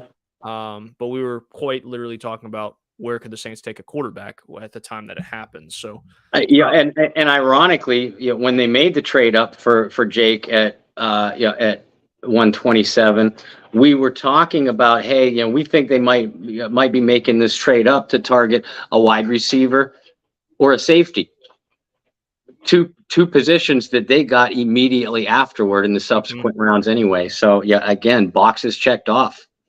I think they did a really good job of addressing needs, even in the later rounds, which we talked about wasn't something they absolutely had to do. And when you get to this part of the draft, you're not sitting there looking at your draft board going, oh, we still need to draft this, we still need to draft that. It's more, who's the best available that fits our scheme? And sometimes it's a position of need. And I think for the Saints, the board just fell their way for the first time in a long time, at least in my eyes. They weren't extremely aggressive, or they were aggressive, but they weren't overly aggressive in this year's draft, where I think in drafts past, we've seen them be overly aggressive, and it's came back to hurt them at times. A little bit. If you consider, and many do, and I do too, if you consider overly aggressive giving up future assets, we didn't see that from this team this year. I mean, the three trades that they made today, correct me if I'm wrong, of those three trades, they only gave up one future draft pick, and that was in 2024, if I'm not mistaken, a fourth rounder. Yeah, to move back up into the fourth. They traded a seventh this year and a fourth next year. So, I mean, if you want to look at it, you could swap the roles if you wanted to and say a fourth this year and a seventh next year. I mean, to me, it's the same value. Mm-hmm. So they really got an extra fourth round pick by giving up their fourth round pick and adding a seventh, which isn't bad at all. I mean, think about years past. Obviously, this past year, right? You look at last year's draft. And I actually think they did pretty well in last year's draft with Olave and Penning. Obviously, we both called it. That's the draft in 20 years from now. We'll pat ourselves on the back for still, especially if they end up being good and strong pieces for the Saints moving forward, like we project them to be. But they gave up a future asset. They gave up number 10, what ended up becoming number 10 in this year's draft. You go back a few years before that, Marcus Davenport, 2 firsts. That's what I'm happy the Saints did not do in this draft. They went and they addressed needs. They got their guys, and all they gave up, in my eyes, yes, it was next year's fourth, but in my mind, they really just gave up a 7th. So all in all, I give the Saints a B plus. Bob, if you had to grade it, you just put your professor specs on. So what's the grade we're getting Professor Rose? Yeah, I'll go. And again, I've explained the reasons why I hate draft grades, whether individual picks or all together. But if I'm going to grade it all together, because of what we said, not giving up future assets, filled, checked off every single box that pretty much everybody thought that they would need to address this off season. And got really, really impactful players. I'll give it an A. You give it a better grade than me. I'm usually a tough grader, as you know. Yeah. So A and a B plus for the Saints from Bob Rose and myself. Bob, these guys have hung out with us for 13 hours. It's year 5 or year 6. One day we'll actually look up and see how many years we've been doing this together. Right. Go through the archives, but another year that we've gotten through this. Obviously, we will keep the stream open until the end of the draft because you never know with the New Orleans Saints. But for now, we are assuming that the Saints have made their final moves of the draft, and we'll start looking ahead towards undrafted free agency. Not to interrupt you, but was 257 the 7th round pick included with the? It was. Okay. It was. It was not a future asset. It was this year's 7th. Okay, so Troutman and 257 to move up to 195. That's correct. Okay, it's actually pretty good value. Yeah, and if you guys have been keeping track, during the 3-day event, the 3-day marathon for Brandon and I, we've invented 3 new words: Hertzy, dislikement, and fanalist. There have been 10 legitimate Eno Benjamin references. Love it. 2 times forgetting the day. I think both me. 1 time wrong year, me. 6 hateful comments or sentences about Aaron Rodgers. 2 hateful references towards Roger Goodell. And a budding new career for Brendan and I, charity coffee bootleggers. All right. That doesn't sound as crazy. I thought it would have been worse. Are we getting better at this? Maybe. One year, maybe we just need to get absolutely no sleep the night before and just see how bad of a train wreck it is. I remember, what year did they draft Will Clapp? Was that 18 or 19? 18? Okay. I think. I'll double check. It was because Will, who at the time wouldn't have even been 1. He was still crawling around, and he had New Orleans Saints knee pads on. And he used to have this, little, I think I still have it, is New Orleans Saints football that he used to, sit and play catch with me in our hallway. And he used to, pat it like that. And I remember posting a picture. He's sitting there, in a pair of shorts with his Saints knee pads visible, and holding his Saints football and like that. And the picture I posted right after we got off of the air was, your reaction when your team gets the clap. I wasn't banned or disbarred or fired then, so I got away with it. You did okay. Yeah, I think it would be fun to just get absolutely no sleep and see how bad it is. But we also worked in 2 serial killer references as well. Aaron Hernandez both times? Aaron Hernandez, and then a general serial killer reference. Okay, yeah, because we definitely had a little rant there about how guys don't go to jail we did. unless they murder people. So there you go. Right. So there we go. Well, guys, we appreciate it. Another draft marathon in the books for Bob and I. Like I said, we will keep the stream open in case the Saints do end up getting back into the draft. I doubt it. Bob, you have some work ahead of you with these undrafted free agents. But final thoughts, parting thoughts with our loyal viewership and where people can keep up with the rest of the Saints draft grades, undrafted free agents, and as we move into the next phase of the offseason. Folks, my primary thought is gratitude, and that's not only gratitude towards you, Brendan, for dealing with me, putting up with me, and adding such great content to our show, but my gratitude also to you folks, the fans, the viewers, the listeners. You guys, since Brendan and I, re-jumped the Bayou Blitz last summer, this past summer. You guys have made each and every single week an absolute pleasure to do and an absolute privilege to work for. So we want to thank you for that. I realize the draft can be a long, tedious process. I hope we were able to help not only from an analytical point of view, but I'm hoping we were able to entertain you too.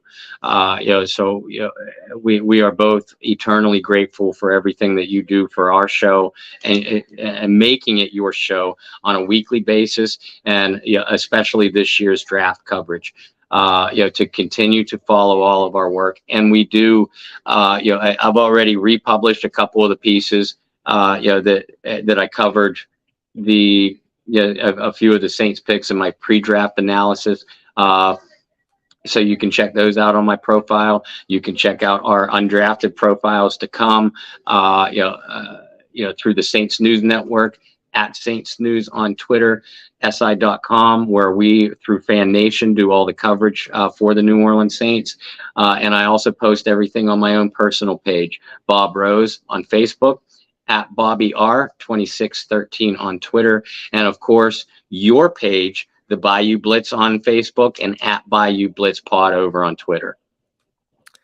And for myself, you can follow me on Twitter and Instagram at BT Boylan. Make sure you follow all of their work with the Saints News Network and all the great draft coverage they're going to have. Obviously, you have John Hendricks and Ross Jackson in the building, Kyle T. Mosley doing a whole lot when it comes to the HBCU guys that have been drafted, along with the latest New Orleans Saints draft picks. I want to express gratitude too. It's a long time to be hanging out with us. I think every year it gets a little bit easier to make it through. Bob might have different thoughts, but I know for me, this year has been a little bit easier to get through. I feel like we had plenty to talk about. I think your research, especially of this draft class, gets highlighted in shows and makes it a lot easier to get through and talk about and highlight these guys. What'd you say, like 50 something profiles or something crazy? But published profiles on 53 players. I have notes on 87 of them. So there you go. I mean, come on, Bob. There's 200. I know. I'm slipping in my old age. Yeah, I know. Come on. No, but I think every year we do this, it gets a little bit better. We appreciate all you guys for hanging out with us. We will have some more Bayou Blitz sometime next week. We still have to work the details of that out as I have family in. And a quick shout out to my brother for finishing up his degree in culinary at Johnson & Wales. So we're excited to celebrate with you and see what you do in terms of that. And I expect some food every so often. You know what I mean? So guys, again, we're going to keep the live stream open. If you have any questions, if you just want to chat about the draft, you have both of our socials. Please just shoot us a DM, reply to a tweet. We'd love to hear from you as always. You can follow, like Bob said, you can follow the podcast on Facebook and join the Bayou Blitz group. You can follow us on Twitter at Bayou Blitz Pod. And last, make sure to follow my production company, Bottom of the Mug Productions, at BOTMPROD, as we continue to have exciting things coming along, whether it be Bayou Blitz, whether it be football related, or whether it be other things related. Excited for what's to come. Bob, my friend, thanks so much for hanging out with me over the last however many hours. And who knows, maybe we will be back on. You never know with this team. You never know with this front office. But if not, you and I have plenty to talk about in the coming weeks. So guys, if we don't see you, find some peace, spread love, practice positivity, and we'll see you today or some other time covering New Orleans Saints football with the Bayou Blitz podcast.